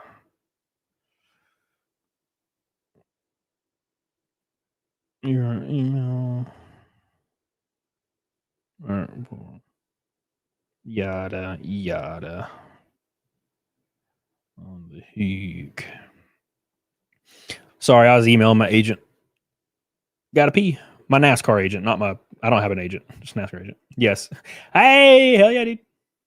90 Max, the secret freak. Yeah. Yeah. I'm sorry. Okay. Look, I love her. No ill will. She's great. I love her. I'm just saying, yes, you're probably right. She looks like she'd be like one of those slap me in the face kind of girls. You know what I'm saying? Punch me in the back of the head, slap me in the face, scream at me. I'm just saying, I don't know. I shouldn't talk about her that way. Never subscribed to OnlyFans, never have either. Enough married dudes wanted me to subscribe to some woman for them to see. That's weird. You can Google. I don't know why like people subscribe to OnlyFans. You can just Google whatever OnlyFans girl you want to see, and you can see her boobies probably. I mean, why pay for it? Whoever marries her is going to have some wild times. Settle down, Bama. Feliz Navidad. I didn't hear anything. What's up, 2HI? How you doing, buddy? Very drunk, man. I'm jealous. Jealous. Sad lad Chad. What's up, buddy? Welcome back, dude. I hope you're feeling better. Had to move apartments because the one above me leaked water on my ceiling. Hope you sold out of diecast. Yeah, we sold out of diecast. We even sold out of the $5,000 chrome diecast. It's crazy. Crazy. Shout out to Sean. I'm going to go pee, guys. I have to pee real bad. Here's some of my NASCAR stuff. 2 minutes. Just 2 minutes. Don't leave. Please, God, I need you to stay with me for Christmas. I'm sad and alone. Like the stream, though. I'm going to go pee real quick. 2 minutes. Tops. Tops.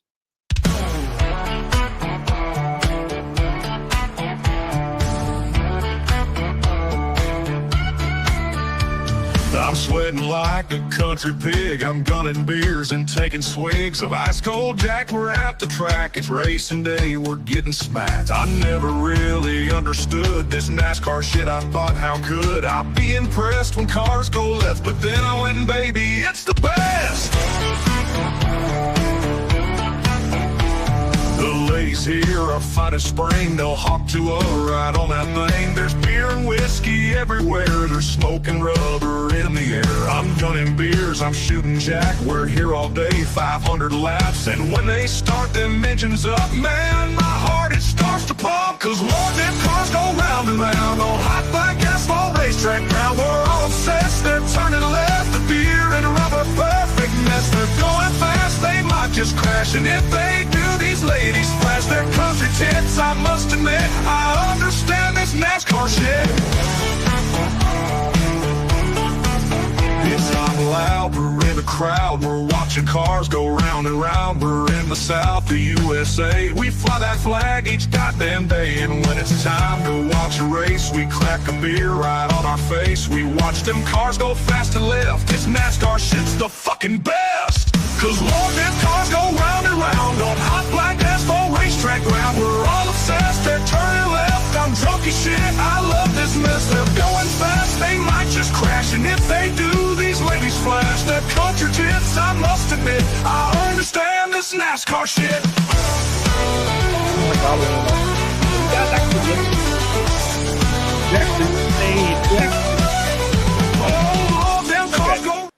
All right, boys. Sorry, dude, I had to pee so bad. I'm glad that's over. voice quality aside, the AI tunes are fun. They are, dude. I love it. I saw a message. Dragon Warrior says, "Did you see Corn Hubs getting removed in certain states?" It's already been removed. Corn Hub has been removed in my state for like months. Did you see that video of that guy reaction to your dying tray? Oh yeah, I watched it when I was at the gym. I forgot because now I'm home. I was at the gym lifting and I literally saw your email and I pulled it up. Thank you, by the way. I'm gonna put that on my thing. Is finishing a race on your roof on your bucket list? No. No, I don't think I want to flip, man. Now, granted, it's one of the safest ways you can wreck, but I still don't want to flip. Thank you, Lost Bullets. Love you. It's not removed here. Well, it's not removed. It's blocked. It's blocked. And you can click on add extension on Google VPN and click activate, and you can go do it. It doesn't do anything. If you really wanted to go to Corn Hub for some reason, I've not looked at Corn Hub since it came out probably. But you can just click a VPN. You know how ad block exists on Chrome? You can just click add extension and type in VPN and the first one, just add it, and you can click it, and now you have it. No, Bama says, how tall are you? 5'11", 5'10". Depends on my physical that year. Last year I was 5'11". But I think I'm really close, like that. So sometimes it's 5'10", sometimes 5'11". I think I'm like 5'10", like in I don't know, 11/16 or some shit. I don't know.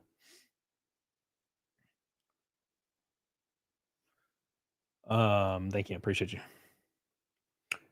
Appreciate you. Okay. Flipping car going 50 was not fun. I cannot imagine 150. Well, you're strapped in real good. It wouldn't be that bad. I don't know why people always get outraged when NASCAR stock cars flip, because it's actually a pretty safe way to wreck. Hitting the walls at a sudden stops are what gets you. That's where concussions come from. But I still love you. What I do? NC is one of those states that ban watching live porn unless you're given photo ID to verify. Nothing a VPN doesn't fix, but annoying. Yeah. I mean, if you know how things work, it's kind of silly, you know? If you know how VPNs work and how it's kind of silly, like it doesn't do anything, right? Entropy says they're designed to slow and rolling. Well, yeah. Yeah. That's for true. That's for true, man. I lifted even after COVID. I still dominated after COVID. Yeah, I lifted today. I lift every day, man. I can't remember the last time I took a day off. Boo, boo, boo. I need to send something to my agent real quick. Hold on. 2 seconds. 2 seconds, boys.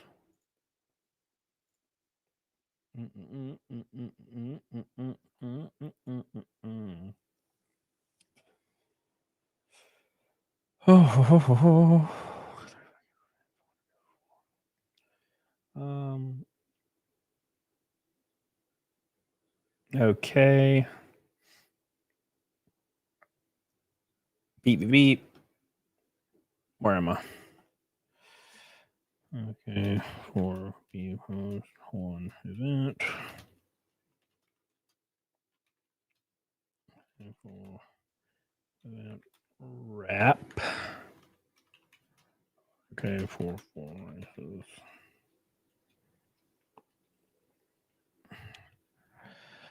Ooh. Shit. Sorry, guys. I don't mean to stop for a second.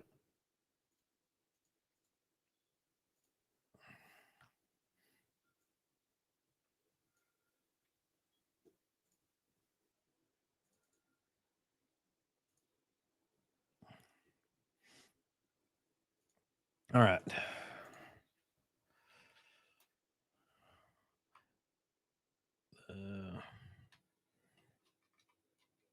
Beep, beep.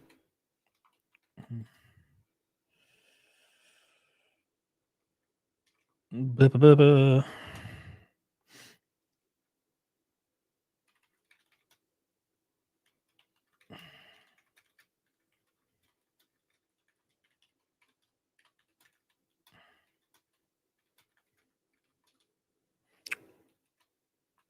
just a lowly driver.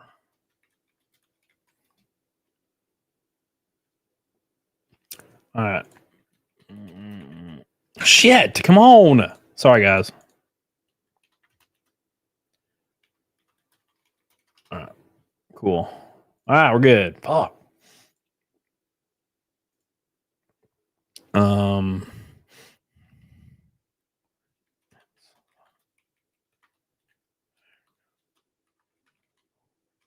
EPB.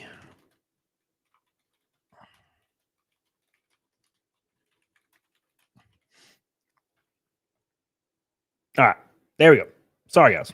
Now, Entry Nomad on Rumble says, Merry Christmas, my midget. My God, keep you safe for another fun year. Thank you. I appreciate you, my friend. Thank you so much, man. I love you. I appreciate you, Entropy, for your purple boy. What's up, DS? You should fuel stream. You should dual stream with Zia. Is that what you're saying? I miss Zia. She's good, man. Is he straight Jordan and Dimitri? Nah, I had some business. Jadine, I'm 5'9". You better than the Jadine. Hell yeah. Better. Taller is better, right? Thank you, Jadine. Yep. Hey, American legend. How you doing, my friend? We're just hanging out on Christmas Eve. Hope you're having a good time. We're just relaxing, chillaxing, having a good time. That's what we're doing. I appreciate you guys so much for hanging out. Oh my God. So we're just having a good time, man. We're just relaxing. You know, nothing really on the dock today, but talking about some Christmas, man. Oh, it's a good one, man. It's a good commercial. Pull that up. I love this shit. $60 to Naked Snake, boys. And I'm going to take a shot on an empty stomach. Everyone talk about a fat ass. I remember a muscular ass. I've had both big muscles, but yeah. Somewhere in the middle, man, I think is really solid. It depends, you know, it depends on if it's like bodybuilding. Like I hooked up with like a bodybuilding girl and I don't know, it's a little weird. It's just a little. She was like competition, like a few days away, right? And I was like, it's a little strange. I like a bodybuilding girl, like a little bit off season, you know, maybe not entirely like geared out. Little bit of gear, maybe some Annie, you know, but nothing too much. Neil Scorin, you remind me of John C. Riley, the brother of Ricky Bobby from Talladega Nights, best NASCAR movie ever. Is he his brother? You talking about Cal Naughton Jr., right? Thank you, Score. Neo, appreciate you. I think he's just his friend, right? I could be wrong. Between season ass. Yeah, that's what I'm saying.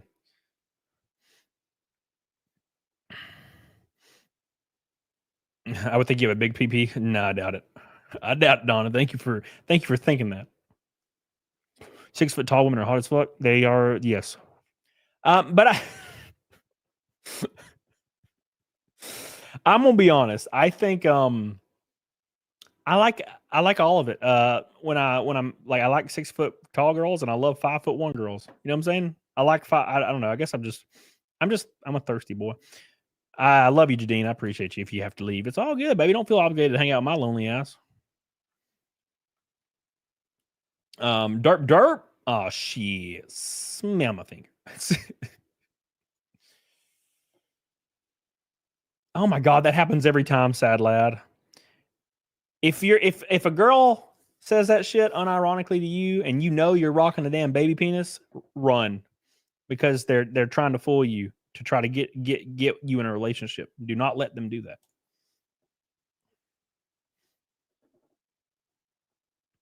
Had a girl, yeah. Anyways. There's a little line of sweat on that crap. Goddamn, American legend. What's wrong with you? All right.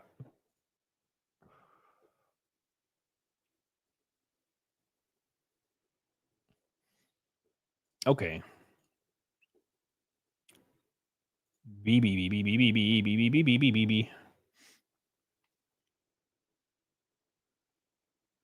Okay, whatever. I'll cover that later. Are there any good movies with NASCAR? I'm from UK, so I only know Days of Thunder. Days of Thunder is the only good NASCAR movie, in my opinion. Talladega Nights is silly. It's not bad or anything. It's just silly. It's just a silly film, is all. I think Talladega Nights resonated with people. The issue is if you are a big like NASCAR fan, and I mean not like you like it. I'm saying like you know about it technically, like you know about the engineering that goes into it, the technical data, because there's a lot. People don't realize that. I'll take people to the track for a race that have never been involved at all, that have never really watched it that much. They've seen it, but they haven't really watched it. And they are like, holy shit, this is insane. Like they'll see like laser machines going over the cars and all these intricate, like this data stuff and all this, like just crazy stuff. And they're like, it's this technical? I'm like, yeah. These teams spend tens of millions of dollars a year. In Cup Series, they spend hundreds of millions. And they're like, wow, I thought it was just like, get in the car, vroom, vroom. It's not like that. So when you watch something like Talladega Nights and they're using 1999 show car bodies mixed with 2004 show car bodies in scenes, it's so silly. So silly. But if you can like turn your mind off, it's fun. Days of Thunder is great. Obviously, they had to do some wrecking shit because it's a movie, but it's great. It's great, okay? Merry Christmas. We love you. Well, only me and only on Tuesdays because I'm everything on Tuesdays. Inside joke. You wouldn't understand. Naked derp. Appreciate you. Love you. Thank you for your gold, boy. Yeah, satellite, yeah. Exactly. What's up, Sonia? How you doing? Merry Christmas Eve. Thank you, derp. Love you, derp. Hey, let's watch this. This is a very wholesome commercial. All right. Couldn't understand NASCAR on TV though. It used to be cooler. The high def, like widescreen shots, they make everything look slow. But when you watch a race from 2003 or 4 or 2014, let's be fair, they look like they're going like 500 miles an hour. It's exciting. For some reason nowadays, they're going like 200 miles an hour and it looks like they're going 90 on the interstate. It's really weird. It's the cameras they use and the wide shots, like the HD wide shots kind of ruin everything.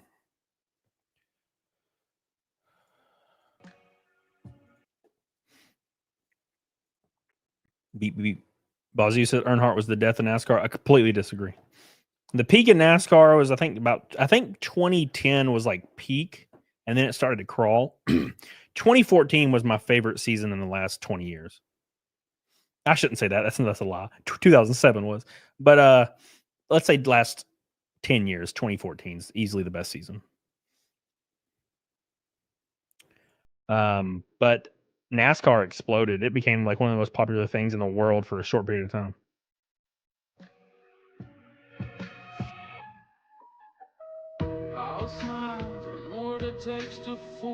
Copyright strike. I'll do it till the sun goes down, all through the night time. Tim's working with the kettlebells, boys. Oh yeah, I'll tell you what you wanna hear. Keep my sunglasses on while I shed a tear. It's never the right time.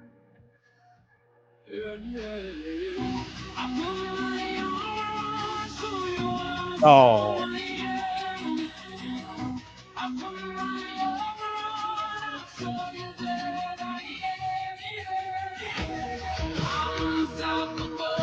Beautiful. Amazing.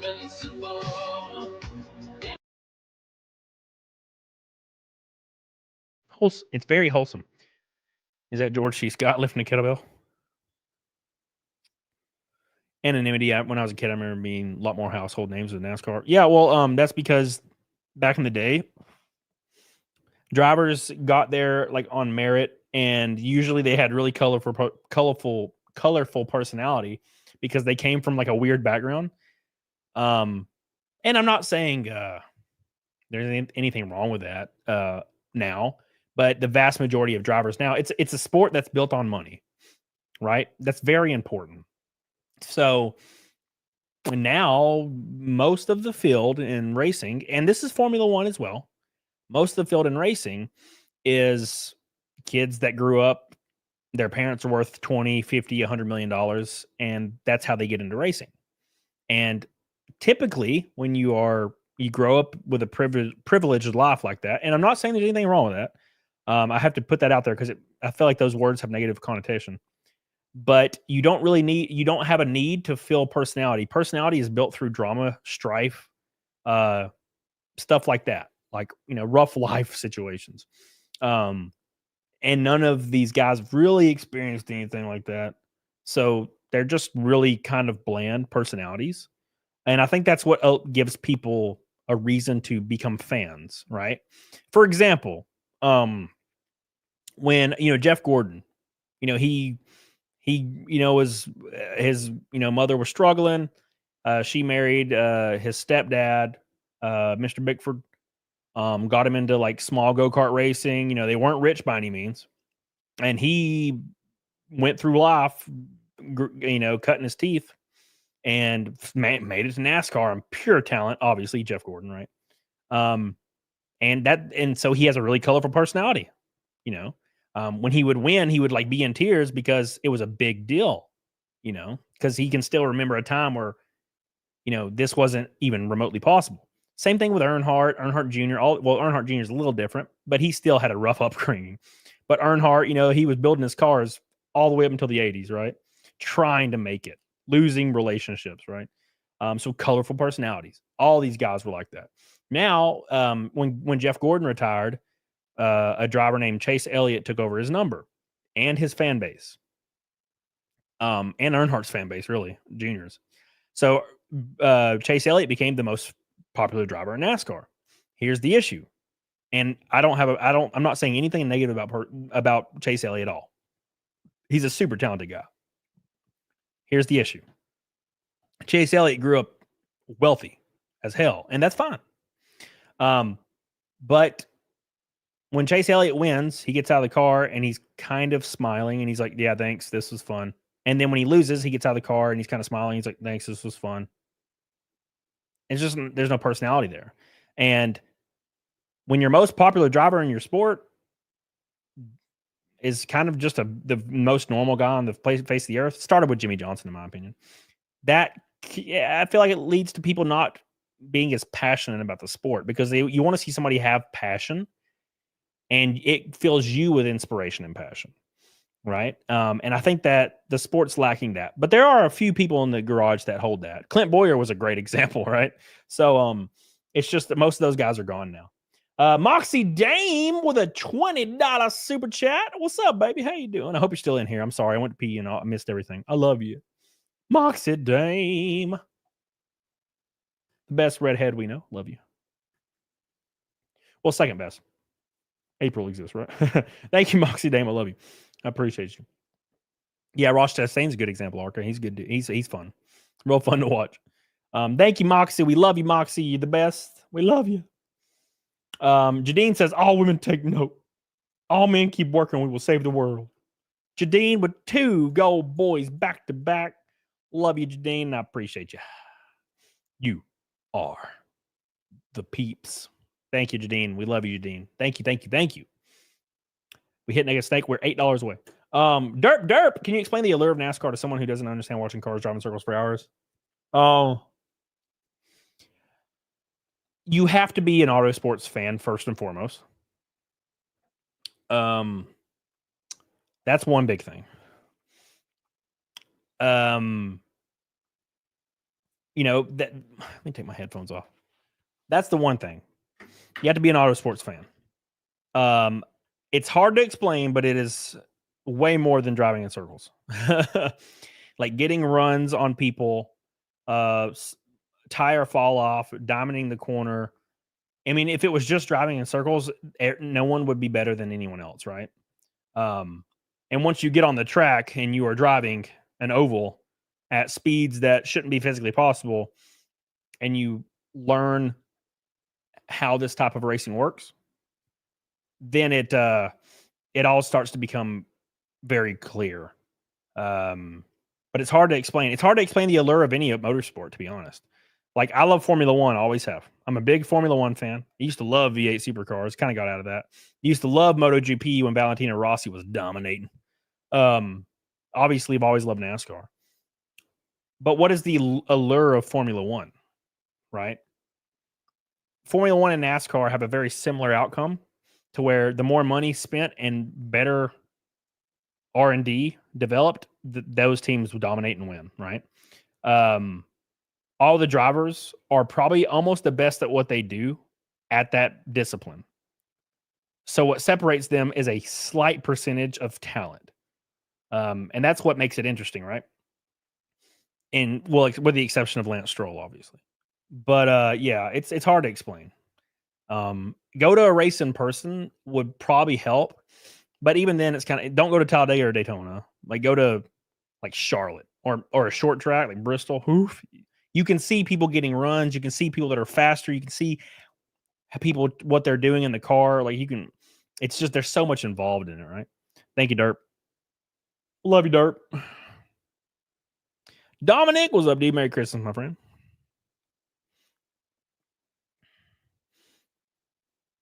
Was the issue with Jeff Gordon 20 years ago that his personality was too reserved? No. I don't agree with his personality ever being reserved. Jeff Gordon literally was the most animated person ever when he won. Like, the first few races he won, like, holy shit. There's a reason why they play that clip in every NASCAR ad since 1994. Reason people hated Gordon back in the day was because when Gordon started winning, Earnhardt stopped. And no one liked that. When Gordon started winning, Mark Martin started dipping. Dale Jarrett started dipping. Ricky Rudd started dipping. Rusty Wallace started dipping. And it was all Gordon's fault, right? So that was the issue.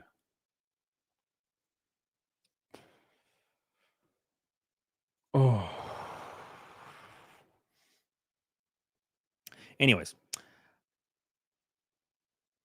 Ferrari with Schumacher was the best time in F1. I do miss me some of them V10, V8 days for sure. Well, I would say Luffy is God.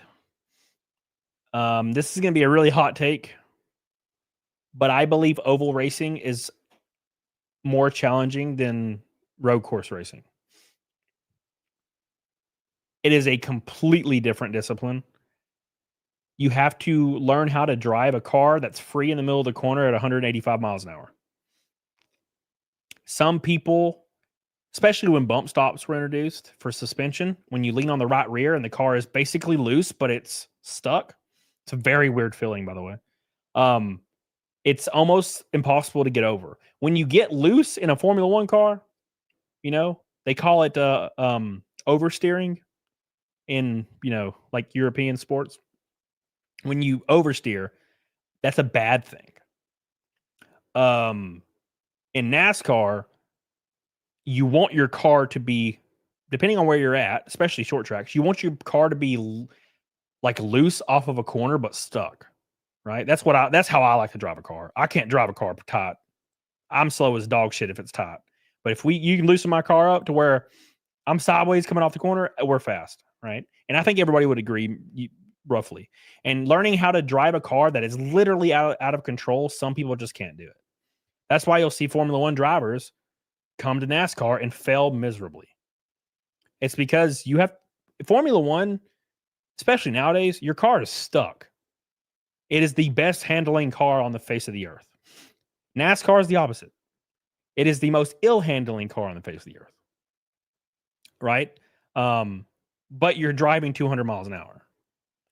So you have to learn how to make an ill driving car fast and become really good at that. And a lot of drivers that have been trained their whole life that being completely out of control is not a good thing, they can't adapt. That's why Juan Pablo Montoya is a beast.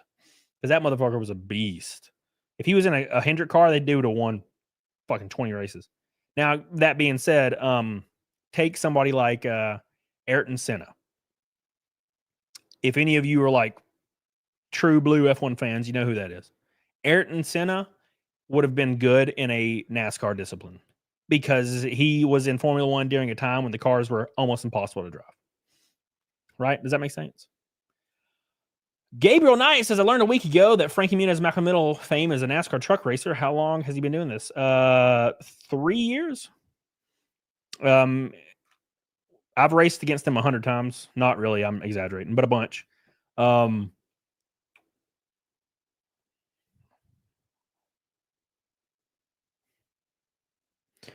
Anyways, I can't even say anything.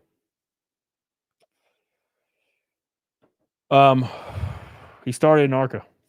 Rhett Jones, they were good that year. Did you see the video of the two women in the back of the police car and one didn't know? Yeah, we played that on the last stream. You think we hit Naked Snake? We're $3 from Naked Snake. Sorry, I didn't mean to cough, guys. It was unexpected. Oh. Was it only 2 times, ARCA? I thought it was Talladega. No, I guess it was Talladega and Michigan, maybe.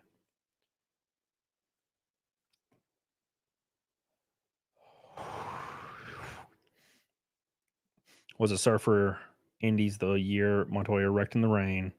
Brazilians at the stands next to us were silent. Silent.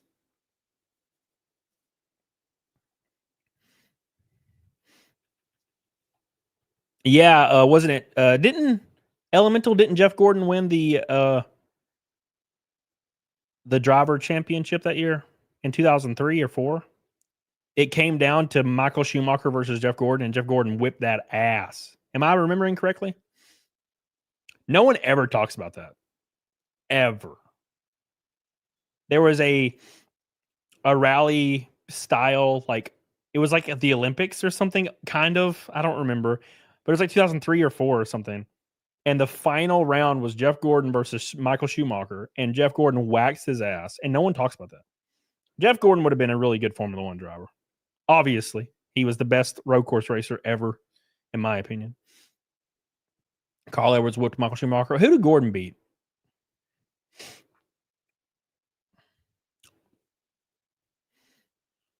Gordon beat somebody for the championship in one year. It might have been a rally driver. I can't remember. I know the Formula 1 drivers didn't make it to the finals. Renee Galarza with a $20 super chat. Thank you. I appreciate you. Is Frankie a better actor or NASCAR driver? I don't know. Well, I mean, I would say actor probably, because he's been doing it for 30 years. But it just depends on your equipment. He did pretty good in Rhett Jones. Thank you, Renee Galarza. I love you. Thank you. No, Dashi says, here's some ones for the Naked Snake. Hey, we got them. Thank you, Nodashi. I love you and I appreciate you. Thank you so much. Thank you.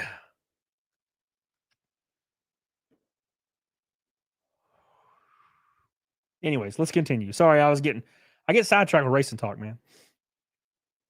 Renee, also Merry Xmas. Thank you, baby. I love you. Appreciate you, Renee Galars. I love you. Thank you for all your love.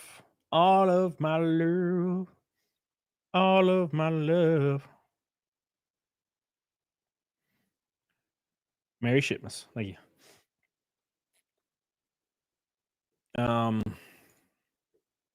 Anyways, I like that commercial, by the way. I really enjoy it.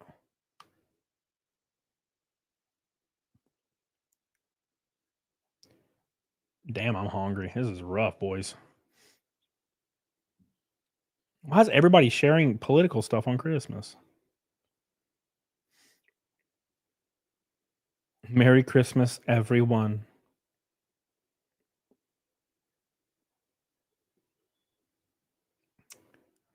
Look at that. Jeez, man. And I love how I read the caption, and of course it's political. God. Santa Trumpy. Bum, bum, bum.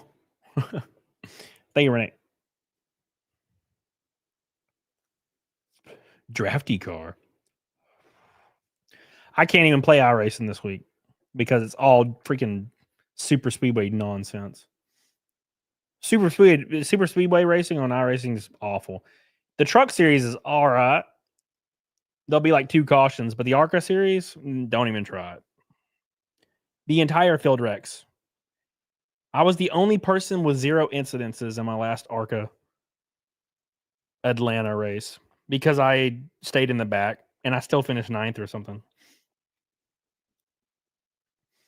But everybody had 8 incidences because they keep wrecking. Santa Trumpy. I had McDonald's. I wish. Gordon versus Fernando Alonso. Was that the rally event? There's no footage of that anywhere. I've tried to find it on YouTube. I want to see Gordon owning these guys, and I can't find it. It's like it doesn't exist. It's weird. There's no footage of that stuff. Oof. November 5th changed everything. It did, man. Everything feels almost normal, other than, like, you know, of course, everybody's still spurging on Twitter, but life feels like it's normal again for some reason. It's very weird. I like it. I like it. I miss it. It seemed like everybody was really digging into the whole faux outrage for so hard this year. Like, just outraged over everything. And I'm like, dude, oh my God, I don't care. Oh, we refreshed, didn't we? God. Mm-mm-mm.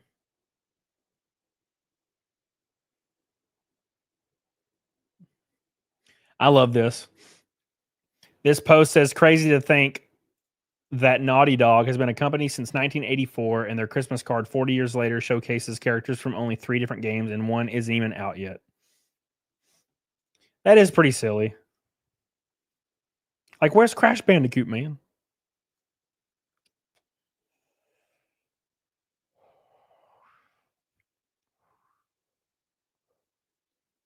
Where's my boy? Where's Tara? You remember Tara and Crash Bandicoot? She was goated. I love Tara, man.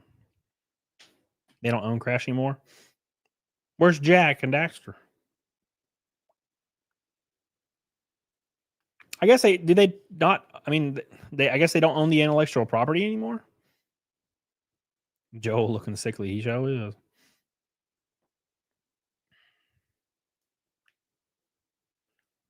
Poor Joel. Joel was done wrong, man. I don't see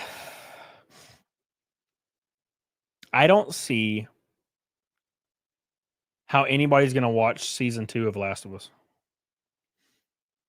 Season 1 was mid. Season 1 was very mid.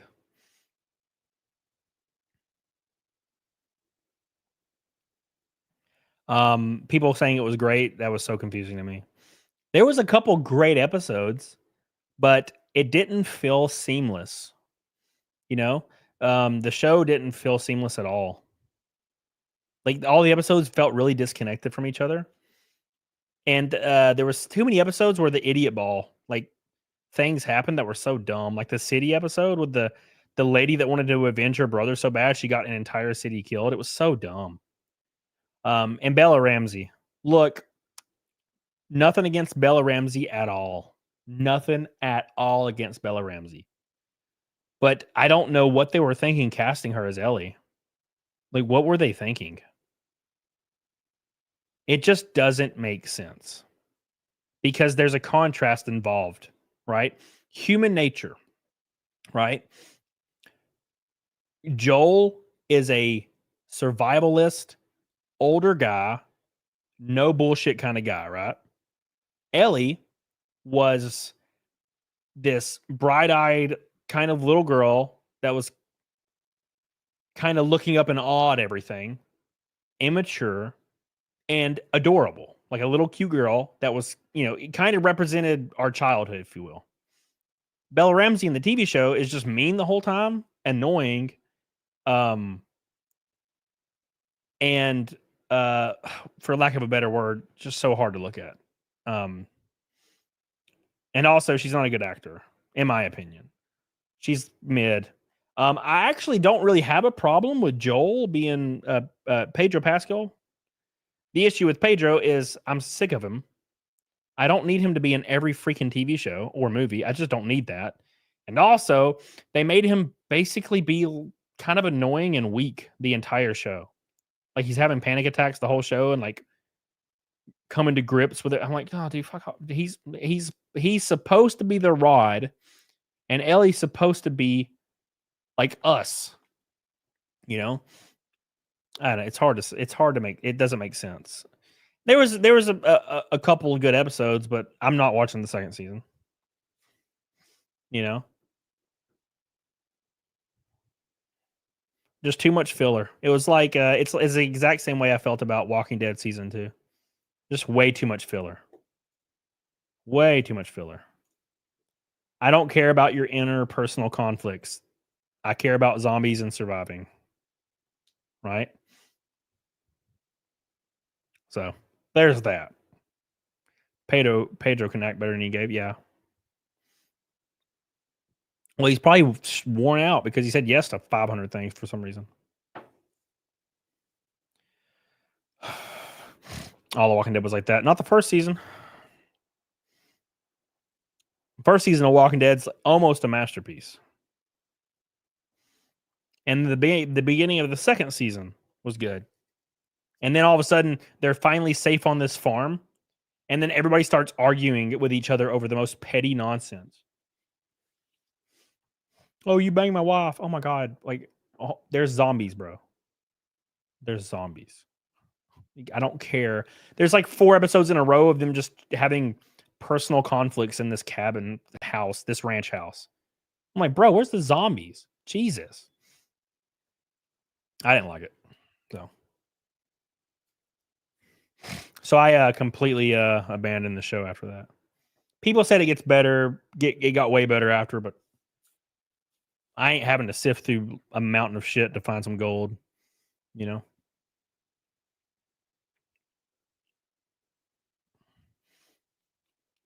Have you seen The Unbearable Weight of Massive Talent? I have not. I know, Billy. I know we hit next night, bro. Now can we hit Fight Milk?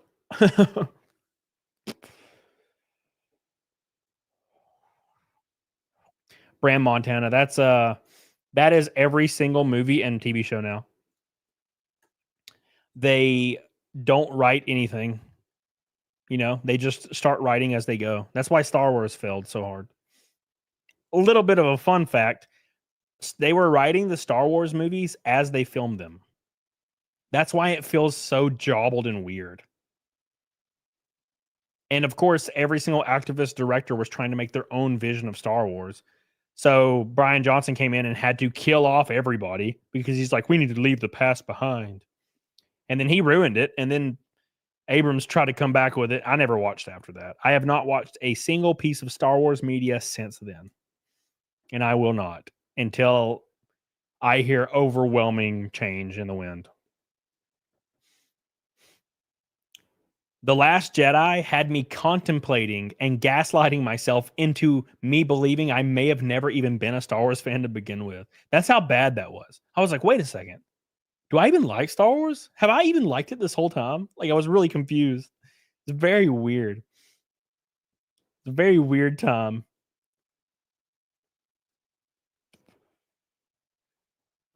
I was like, wait a second. Did I even like Star Wars? You know, the prequels are not that good, obviously, but the damn saber duels were unmatched. Unmatched. You can sit through the whole trash fire of the Phantom Menace, and then you get to the Duel of Fates, and you're like, this is the best thing I've ever seen. Right? And then Clone Wars was a slog, and then Revenge of the Sith is goated, right? It's a good film. It's a solid film. Oh, but Disney Star Wars, oh, fuck, what were they thinking, dude? What were they thinking? People were like, bro, you should give that one random movie about that one guy from, or that one show about the one guy from Rogue One a chance. And I don't care. No.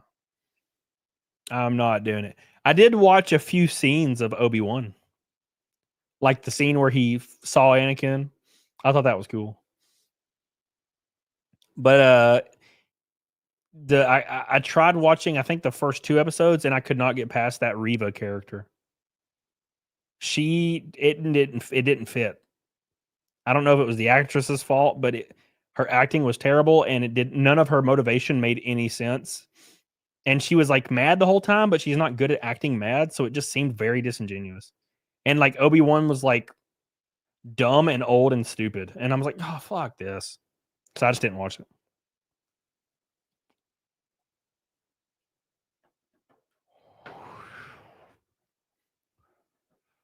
Rogue One was good, but not that good. Rogue One was like a 7.5. It was pretty good. That was the last film of Star Wars that I remotely enjoyed. Mads Mikkelsen. Ooh, what a good dude. Love that guy. Yeah, Mr. James, I agree. No. That being fair though, the last act of Revenge of the Sith is goated. And it is kind of fun watching. I think Hayden Christensen did a good job. And the conflict was like very apparent, and the shadiness. I loved it.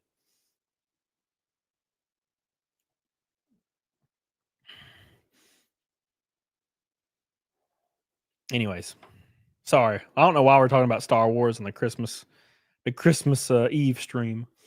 It is a very laid back show today. Make sure you like the show though, please. Thank you. Did you ever watch The Deuce? Quite a few years old now. The Deuce. I watched Deuce Bigelow Mel Gigolo a lot. I love that shit. I just started streaming on this channel. Who two streets? So are you streaming tonight, Sad Lad?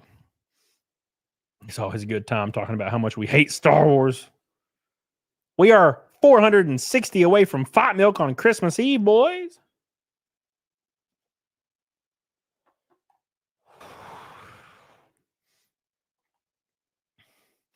Al Bundy. Well, I mean, they had to die. It's Rogue One, right? That being said, though, I really like the blind guy a lot. And I love how it never elaborated on if he was, was force sensitive or not. I really liked that. And I liked his friend too. I liked the girl. I think she was fine. I love the robot, Alan Tudyk. And the Darth Vader scene, I loved it. So, of course, you love the Darth Vader scene. Of course, it was great.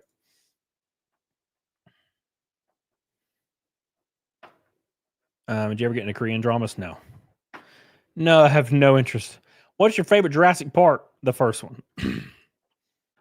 I watched Korean like zombie films, like I think it might be called Alive, maybe, where they're trapped in their school. I thought that was pretty cool.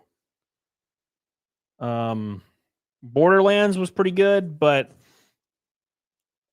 it had a very anime feel to it. Like they had to explain everything over and over, and I don't like that.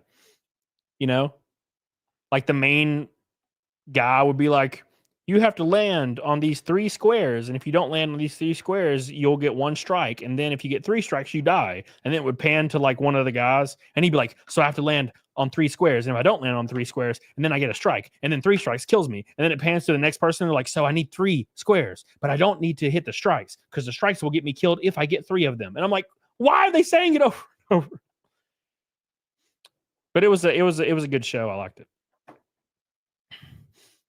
It had a really good like idea behind it, so I enjoyed it. But I kind of those anime tropes kill me, man. I'm like, dude, stop. I understand. You don't have to explain it. It must be like a Japanese thing or a Korean. Well, I think that was a Japanese show, Borderlands, right?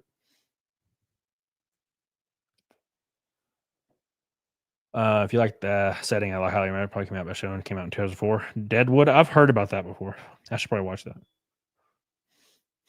Deuce Bigelow, Big Daddy, Talladega Nights, and Anchorman. I didn't like Talladega Nights until recently. I love Big Daddy, Deuce Bigelow, and Anchorman. I don't think I've ever watched Anchorman, other than it was on the background, and I've seen a few scenes from it. So, I guess I should take a shot, right, guys? We did hit Naked Snook.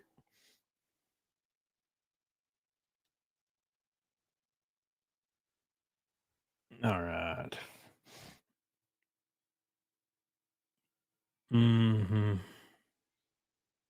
Beep, beep, beep, beep, beep.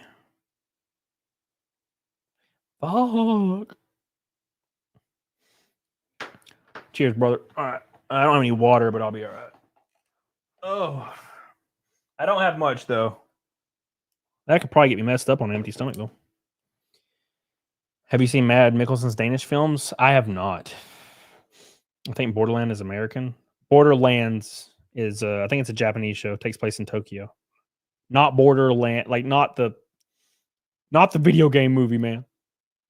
It's like a kind of a little bit of an older, not super old, but a little bit of older, I think Japanese TV show called Borderlands. It has like 2 or 3 seasons.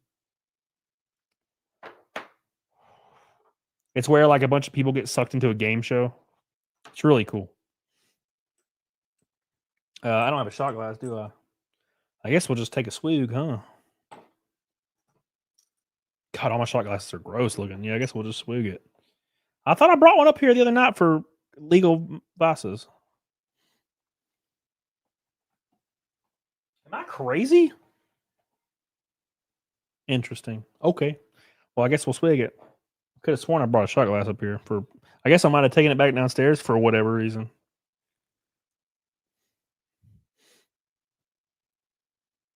The Woodford. Alice in Borderland. Is that what it's called? I'm stupid. I'm sorry, guys. I'm sorry. Alice in Borderland. Is that what it's called? The Japanese show? Yeah. Wow. Why did I think it was called Borderlands? Oopsie daisy.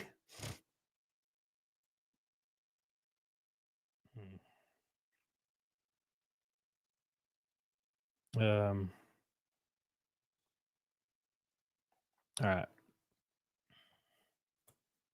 Our race must still reserve. What the fuck? Why, man? What? Are you high? Swig is the best. From the Commonwealth of Kentucky. Hey, by the way, guys, I have not talked about this today. And I'm pretty bad at talking about it right now. But let's share it anyway. I released a book campaign about 20-something days ago, 25 days ago. And it is killing it. It's going really, really well. It's called Ride and Die. It's my first project ever.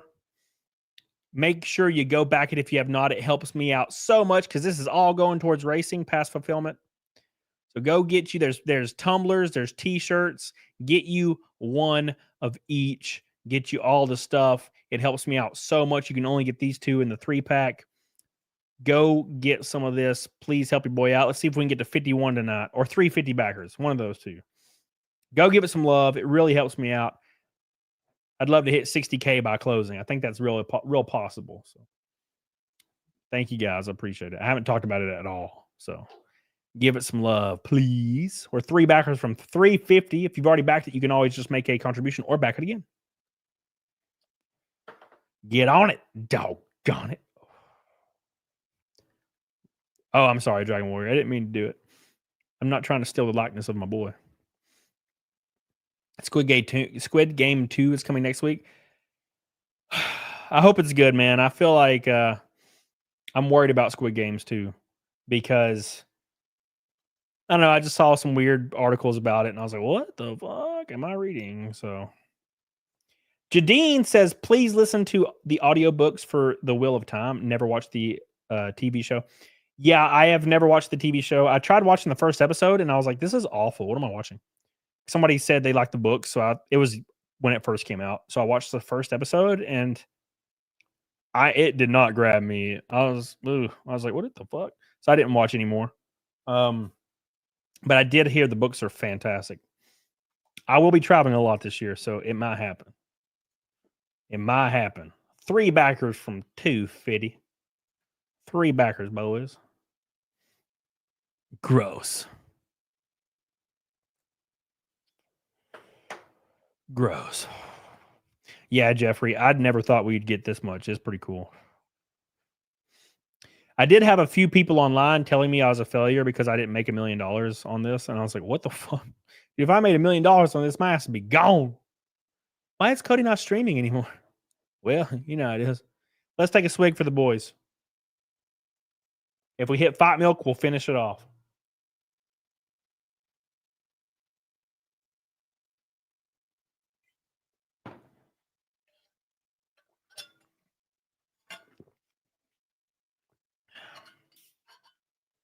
Spicy. Ugh. Squid Game season 2 is like Joker 2. Why was it even made? There's I think they could do some stuff with it, but I don't know why the guy colored his hair pink or red. That was the weirdest thing. That was the only thing about the entire show where I was like, what just happened? At the very end of Squid Game, this isn't a spoiler, by the way, but at the very end of Squid Game, the like guy, one of the characters, just dyes his hair red for some reason, and I don't know what the symbolism is for it. He's like red hair, and then he like gets on a plane, and I'm like, why did he just dye his hair red? There's like no context for it. But obviously, if you watch Squid Game 2 trailer, his hair's not red, so I guess they retroactively killed that. I don't know what the hell that was about.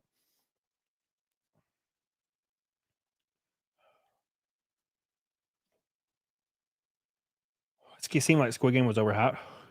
Never watched it. I will say, as a person that's not going to steer you wrong, Squid Game, the only season that exists currently, is fucking fantastic.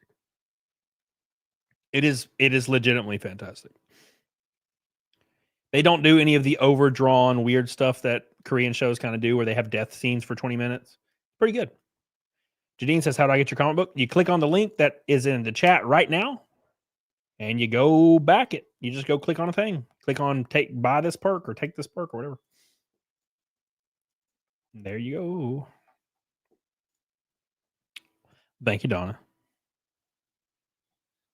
What's up, Teacher Grant? How you doing, baby? I thought that his dying red was sort of beginning of his new summon courage, the actor said. Yeah, but yeah, sure. Yeah, that makes sense. But like, why is his hair not red in the second season? Is Nick Rekieta Camelot is the Nick Rekieta of live streaming? I feel like Nick's the Nick Rekieta of live streaming. I guess technically not anymore because he kind of disappeared. But he's fucking, and he's like knee deep in bullshit, right? I mean, it was his own doing, but hey, still knee deep in it, I want mac and cheese. I'm stopping to say Merry Christmas, Jay Crane. Thank you, Ren's Vitro Fertilization. I miss Snake Dude. Same. He's gonna come back. I'm sure he will. I think he's really nervous about fucking bombing. I think he'll do fine. Is Nick's on YouTube? Yeah, he just doesn't stream right now. Asking Legal Vice's Jeff about the anime hair thing should have been a thing that happened. Yeah.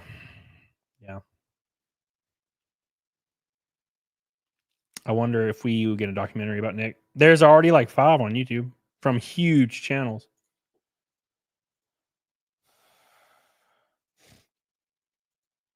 Nick, the best thing Nick can do is make a comeback and be successful.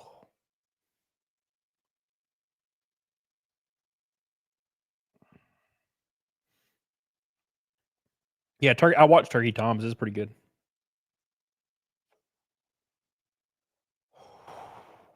Make sure you go back the book, boys. Please, as a Christmas gift to me, go back the book. It'll help my ass out a lot. Let's get to 350. Or better yet, 51K. That would be cool. Speaking of Rekieta, what's his current trajectory? I haven't been keeping up. He got his kids back, which is great. It looks like the rumor is that I heard on YouTube or from various tweets is he's looking at a couple years probation, that's good. So yeah, it's all work out. Read Vitro. Appreciate you reading chat. Thank you. Appreciate you. I appreciate that. I try to read everything, man. It is a chat reading stream, my friend.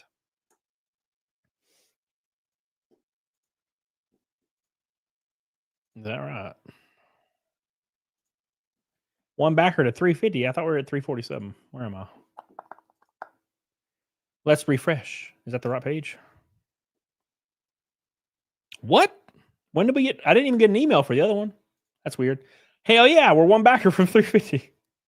Thank you guys. You have about savings he's living off of? Probably, I'd imagine. I mean, otherwise he'd be homeless, right? When I click the back link, it says this message. The page you look for doesn't exist. Some people have been saying that the link doesn't work for some reason. If you really want to go find it, just type in Ride in Die 1 on Google and it'll pull it up. Some people have been saying that, but a lot of people say it works, and then some people are saying it doesn't work. But it's just the Indiegogo link, you know. When do you think your downfall of VTech was? Do you know who I'm talking about? Yeah. I think January 6th was like the beginning of the end. Thank you, Zach. Link no work here either. What the hell? Let me try a different link, I guess. I'll just hit share. Boom. Boom. Copy link. I guess that. Let's try this. See if this works, guys. What's up, Deadlock? Dude, I'm doing good, man. Can we normalize saying mammalian hub knockers? That sounds familiar for some reason. Thank you, man. You should do airport streams next season. Dude, airports never have good service.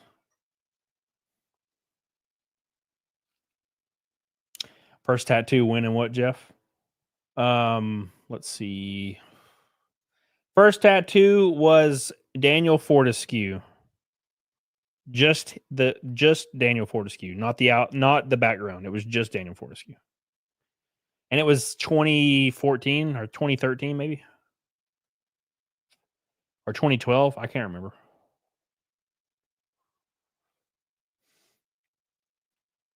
Airport streaming sounds like a nightmare. It kind of does.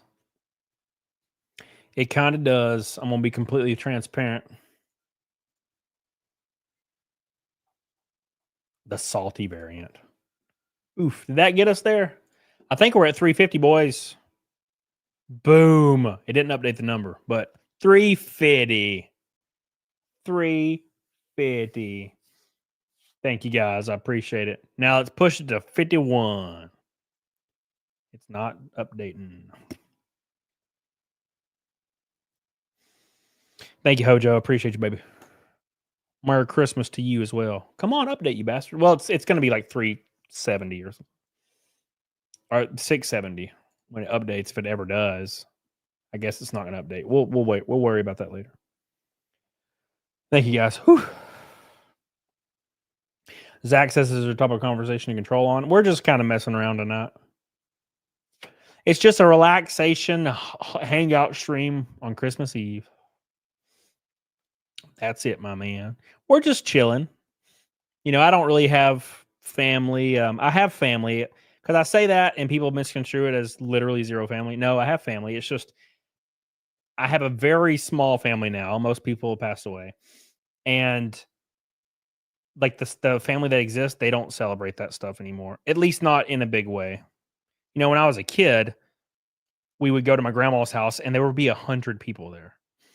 And that stopped when I was like 16, 15. But we would still do something, right, every year. And then when both my grandmas died around the exact same time. And that's where it ended. So I don't think I really celebrated a Christmas in any cool way since then. You got the salty variant of Ride and Die. Thank you, Jadine. I love you, Jadine. Jadine, yeah, there it is. We're 340 away from 51K. Go back to book, you sweet bastards. Let's get there. We're closing in on 60.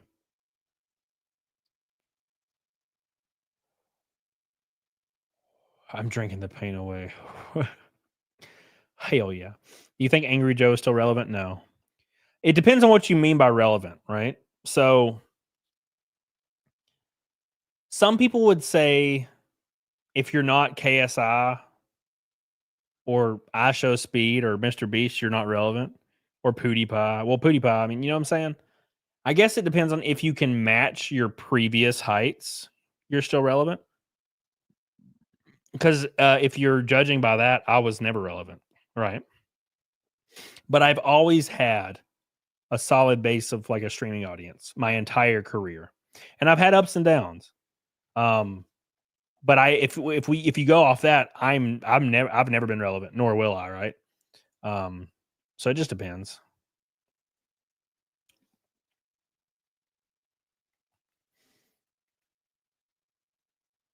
Yes, Grim Jim, exactly. Watching Amy Joe's Superman reaction, pretty cringe. I only watched the crying guy that cried at it hysterically. And I think his first video of him crying at, was it, I'm pretty sure it was The Force Awakens, right? He like cried at that reaction of the trailer, Force Awakens, I'm pretty sure. And it was a little wholesome because it was Star Wars and it was a big deal at the time. It was still a little cringe, but you could see why, because Star Wars is a big fucking deal back then, right? You know, oh my God, it's a whole new thing. Like, this is all new. Disney's doing it. It's going to be big, right? Little did we know. But then he started cry reacting to every single trailer. Like every trailer of every movie, he'll watch it and cry like a schoolgirl every time. And I'm like, okay, this doesn't feel as special anymore. It's starting to feel a little freaking weird, you know? So, yeah, Teacher Grant, that it hasn't been a thing in for over 4 years. He cried at the third movie. Is excitement better than crying? Well, I mean, like I said, if you actually get emotional, like for example, and I can admit it because I don't really care. The first time I saw Nightwish in concert, I keep in mind when I was like 14 or 13, I discovered Nightwish, and that became like my number one band for years. And then I saw them in 2016, and like they played I think it was While Your Lips Are Still Red and or The Islander. And I got pretty steamy eyed. I think I had a few tears like roll down my cheek, you know. But it's because it was like a big fucking deal, right? But when you find yourself like reacting on camera and crying at every single trailer, like dozens and dozens of trailers, you're just bawling your eyes out every time. Starts to feel weird. Like you're like, dude, are you all right? Like, why are you like every trailer? It's different if Star Wars is like Star Wars, right? It's one entity. But when you're crying at every single movie IP, every one of them, like, is your passion or is something else going on? Because everybody's passionate about something, right? Relatively speaking. But you're just passionate about every single piece of media that ever comes out. Like, I don't know, that feels weird. You know?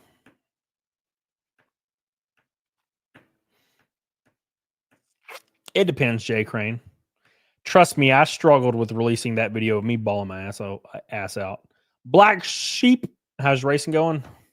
It's going. Grim Jim says you prefer Within Temptation. Wow, that's wild. That's a wild take right there. I just don't care for Within Temptation. It's just not extraordinary. They have a few good tracks, but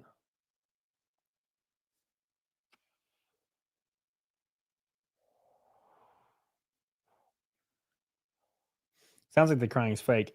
I don't know. I think he's just really emotional, and he can really stuff just gets him emotional, right? So that's what I think anyway. Ride or die. We got another backer on Ride and Die. Ride and Die. Let's refresh this bitch. Boom. We're at 50.7. 300 away from 51,000. Oh my God. Thank you guys. I appreciate you. The Christmas gifts just keep on giving. Appreciate you guys. Nightwish, hell yeah, dude. I've never heard of any of these bands. Nightwish, Within Temptation, Swedish death metal. No. Nightwish is kind of hard to describe nowadays, but back in like 2004, they were considered a symphonic metal, maybe power metal a little. It's kind of hard. Orchestral metal. They're Finnish, I'm pretty sure though. Although all their band members are from different countries around there. Like I think the guy that plays the bagpipes and the flute, he's from like the UK or England or something. I don't know. Could be wrong. Symphonic power metal. Thank you, Squeed.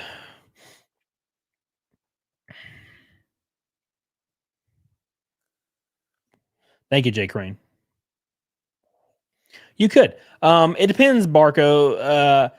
I don't like Nightwish as much because they kind of moved into the realm of movie score music, and it's a little too much. And it's fantastic. Like they're Holopainen does an amazing job. He's obviously gifted.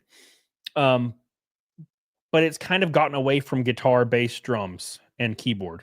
You know, it's got this entire wall of orchestral movie score behind every song, and it kind of it's out of the realm of what I am really passionate about.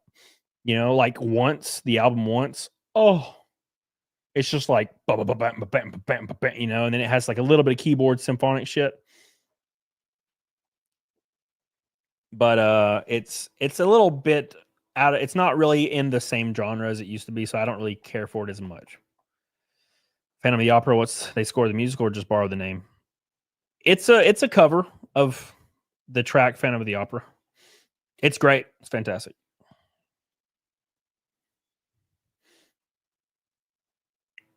I was into Children of Bodom when I was a kid. Alexi Laiho, rip. Fantastic. Love him. Love Alexi Laiho. Love him. Wishmaster's goated. Yeah, dude. That's the shit. Master, apprentice, hop on, seven, seeker, warrior, disciple. In me, the Wishmaster. Who's your favorite Nightwish singer? If you have to ask the question, bro. If you had to ask the question, Squid, there's only one singer for Nightwish. And it's not Annette Olson. Just saying. Flora does a great job. She's good. She's great. But come on. Okay. Come on. Chris McGough knows. Chris McGough knows. People got really upset when Tarja got fired. Yeah. Tarja left. Yeah. Her ass was fired, bruh. Holopainen wrote a whole ass album just roasting her. Roasting her. There's a lyric in Master Passing Greed that says like fuck her, grape her, kill her, or something. I might be wrong. But I'm like, damn, son. Favorite COB album? Oh, Follow the Reaper's great. It's probably number 2. Hate Crew Death Scroll, maybe. Probably. People got upset when yeah. Fuck she do. What did Tarja do? Tarja, I think she married her like agent / manager. This is all like hearsay rumor shit, but she married her agent / manager, and they were demanding she gets a higher percentage of the profit from the band because she was the face of the band, roughly. And Holopainen was like, bye, bitch. And then they made a kick-ass album. Dark Passion Pleasure. Is that what it's called? I think so. Anyways, the album directly after she left, yeah. It was a banger. It was like one of their best albums. Imagine if Tarja sang it. Oh, my God. Great album, dude. Dark Passion Play. Thank you. Thank you. Where are the gifted memberships? We have 0. It's because Sean's not here. Or Boosh. Boosh Magoosh. Boosh Magoosh, boys. Oh, yeah. Beep, beep, beep, beep, beep.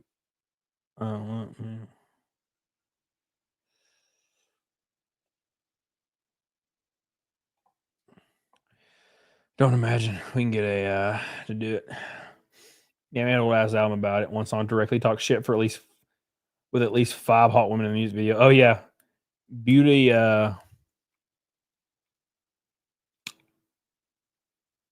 Fuck, what is that called?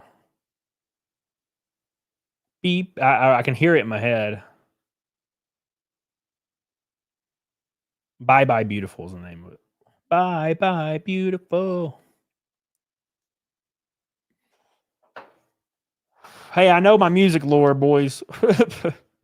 I don't know why, but I do. I don't know why, but I do. Make sure you guys like the show tonight. I appreciate all you guys spending your Christmas Eve with your boy tonight.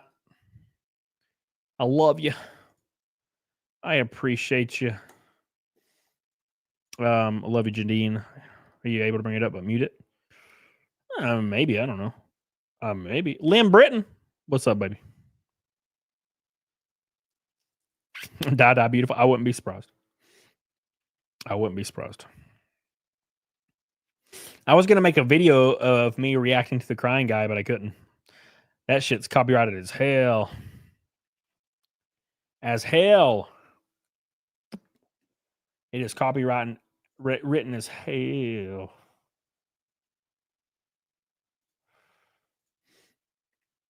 All right.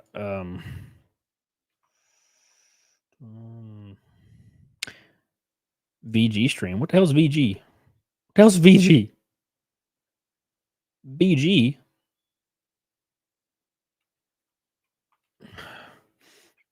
VG? Oh. Snuffy says, what's your thoughts on Tobias Sammet? I've never been super into Avantasia.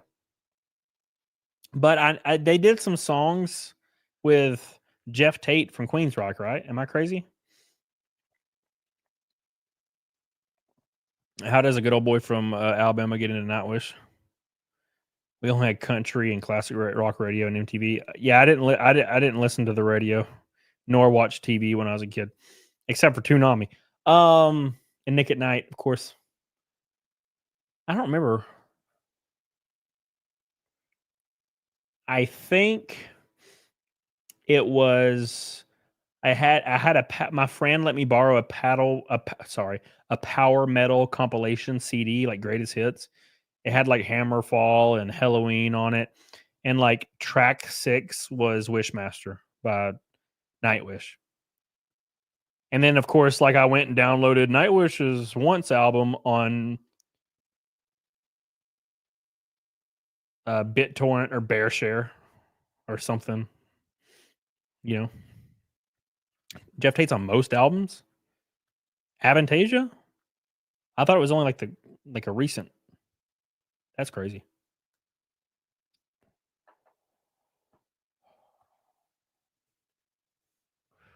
It started with Hammerfall. My journey started with Hammerfall.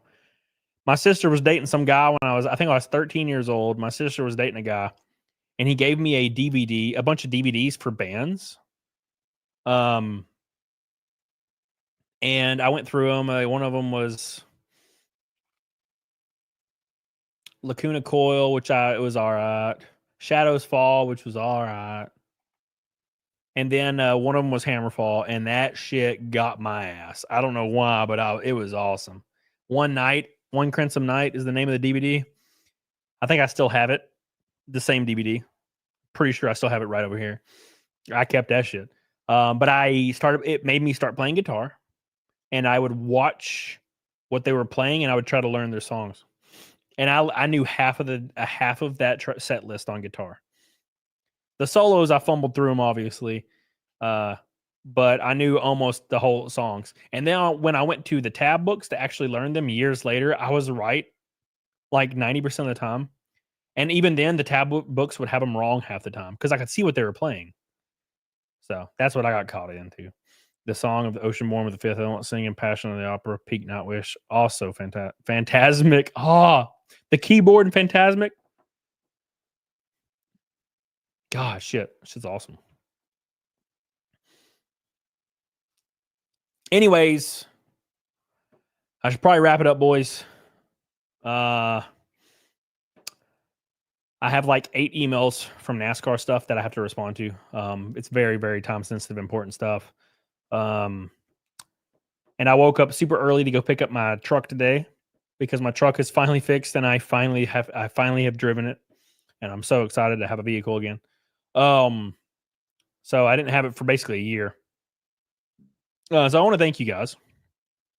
I think we had one red boy tonight. Let me go thank my red boy. Who was it? It was a Canadian. Slosher, the singular red boy tonight on Christmas Eve. Thank you so much, Slosher, for getting me to a rainbow night. I appreciate that. I love you. It's the Christmas Eve Slosher red boy. The Dodge was dead all year. Yeah. The DEF pump went out on it. Of course. Of course. The only thing that goes out on those fucking trucks. So I got a new one. And it is slick as hell. It's a beast. I hate DEF. They ruined my life. DEF ruined everything. Oh yeah, we gotta do Naked Snake. Thank you, Slosher. I appreciate you, my friend. Thank you so much for all of your love. I'm gonna do Naked Snake. Get the hell on it. Doggone it. And thank you to everybody that stayed with me today and spent a few hours with me, 3 hours of Christmas Eve with me. It means a lot to me. Again, I don't really celebrate Christmas, extenuating circumstances. So I'm really thankful that you guys, we had a lot of people, almost 400 people tonight, hang out with me. I should be back tomorrow as well on Christmas Day. Same type of stream. We're going to hang out. So I love you guys. I appreciate you guys. Jay Crane, Merry Christmas, brother. Thank you, my friend. I love you and I appreciate you, dude. For the Gold Boy, I love you. Renee Galarza, love you. DF sucks. Yeah, faux show. Thank you, Renee Galarza. I appreciate you for your orange or your gold, your green boy. I'm doing Naked Snake, Tristan. Damn you. My hair is fucked though. I have my elite shower and closets LLC hat on all day. So love you, Arikias. Appreciate it. And thanks to Schlosser. We may have only had one red boy on Christmas Eve, but it was the Canadians. No Americans. Americans don't care about Christmas on Christmas Eve. Only Canadians. All right, boys. Let's do Naked Snake. I appreciate all your love tonight. And, of course, Rumble was popping. I appreciate you guys on Rumble. I love you. It is weird how... God, I can't believe all these people are streaming on Christmas. It's weird. We're going to raid Zia. So stay. Make sure you stay for the raid for Zia. We got to give some Zia love. Here's Naked Snake, guys. Let's do it. Nerd. Finatra.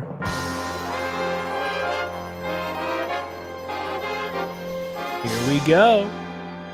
Here we go.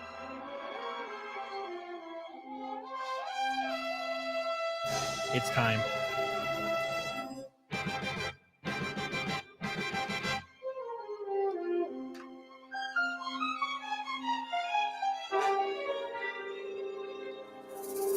Let's go.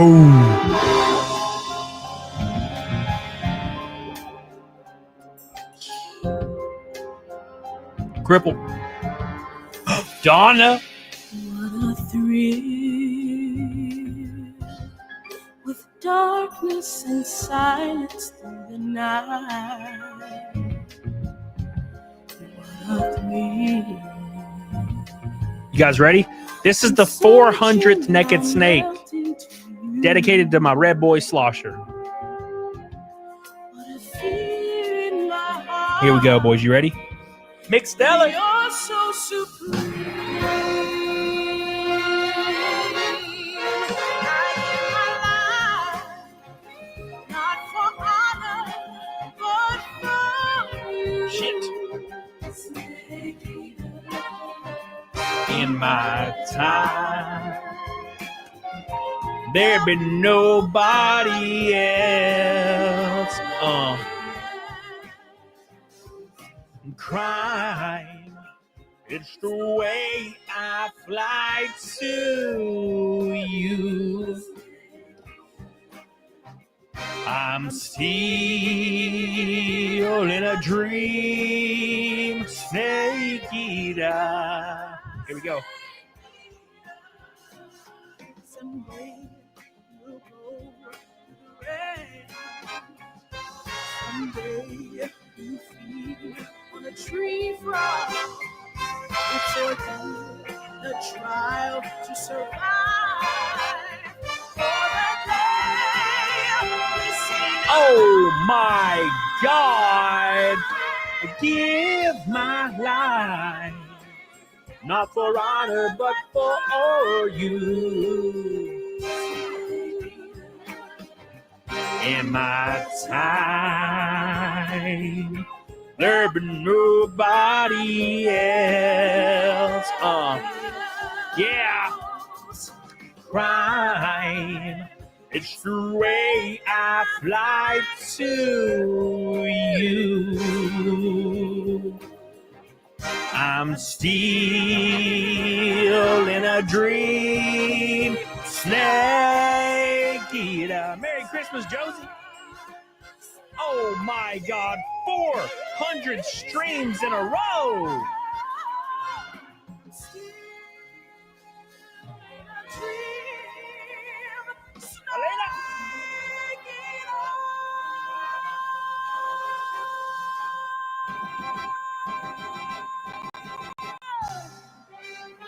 Amazing. Thank you guys so much for all your love. I appreciate you guys. You guys are the GOATs, the man, the myth, the legend. I appreciate you. Dawson Fur. Thank you guys so much. I love you. Make sure you like the show. A lot of fun tonight. And again, Abels, what's up, dude? From the Cloud Straw, from the bottom of my heart, thank you for sharing a few hours with me on Christmas Eve. I really needed it, man. I'm gonna be honest. When the stream started, I was not feeling good. You probably saw it in my face. I was just down and out. But streams always bring my damn mood up. So I love you. I think Zia's showing her ass cheeks on stream, so it's a perfect time to raid her. Same time tomorrow? Yeah, it'll be roughly the same time. Get the hell on it, doggone it. Let's raid Zia, and thanks again to everybody that supports your boy. I love you. I appreciate you. Nick says, what do you do for Christmas? Streaming. Thank you, guys. I love you. You guys are the GOATs. Ask tomorrow, Brian, and I'll tell you. It's a long story. I'll say Cam raid in the chat for Zia, boys. Get on it, doggone it. Hail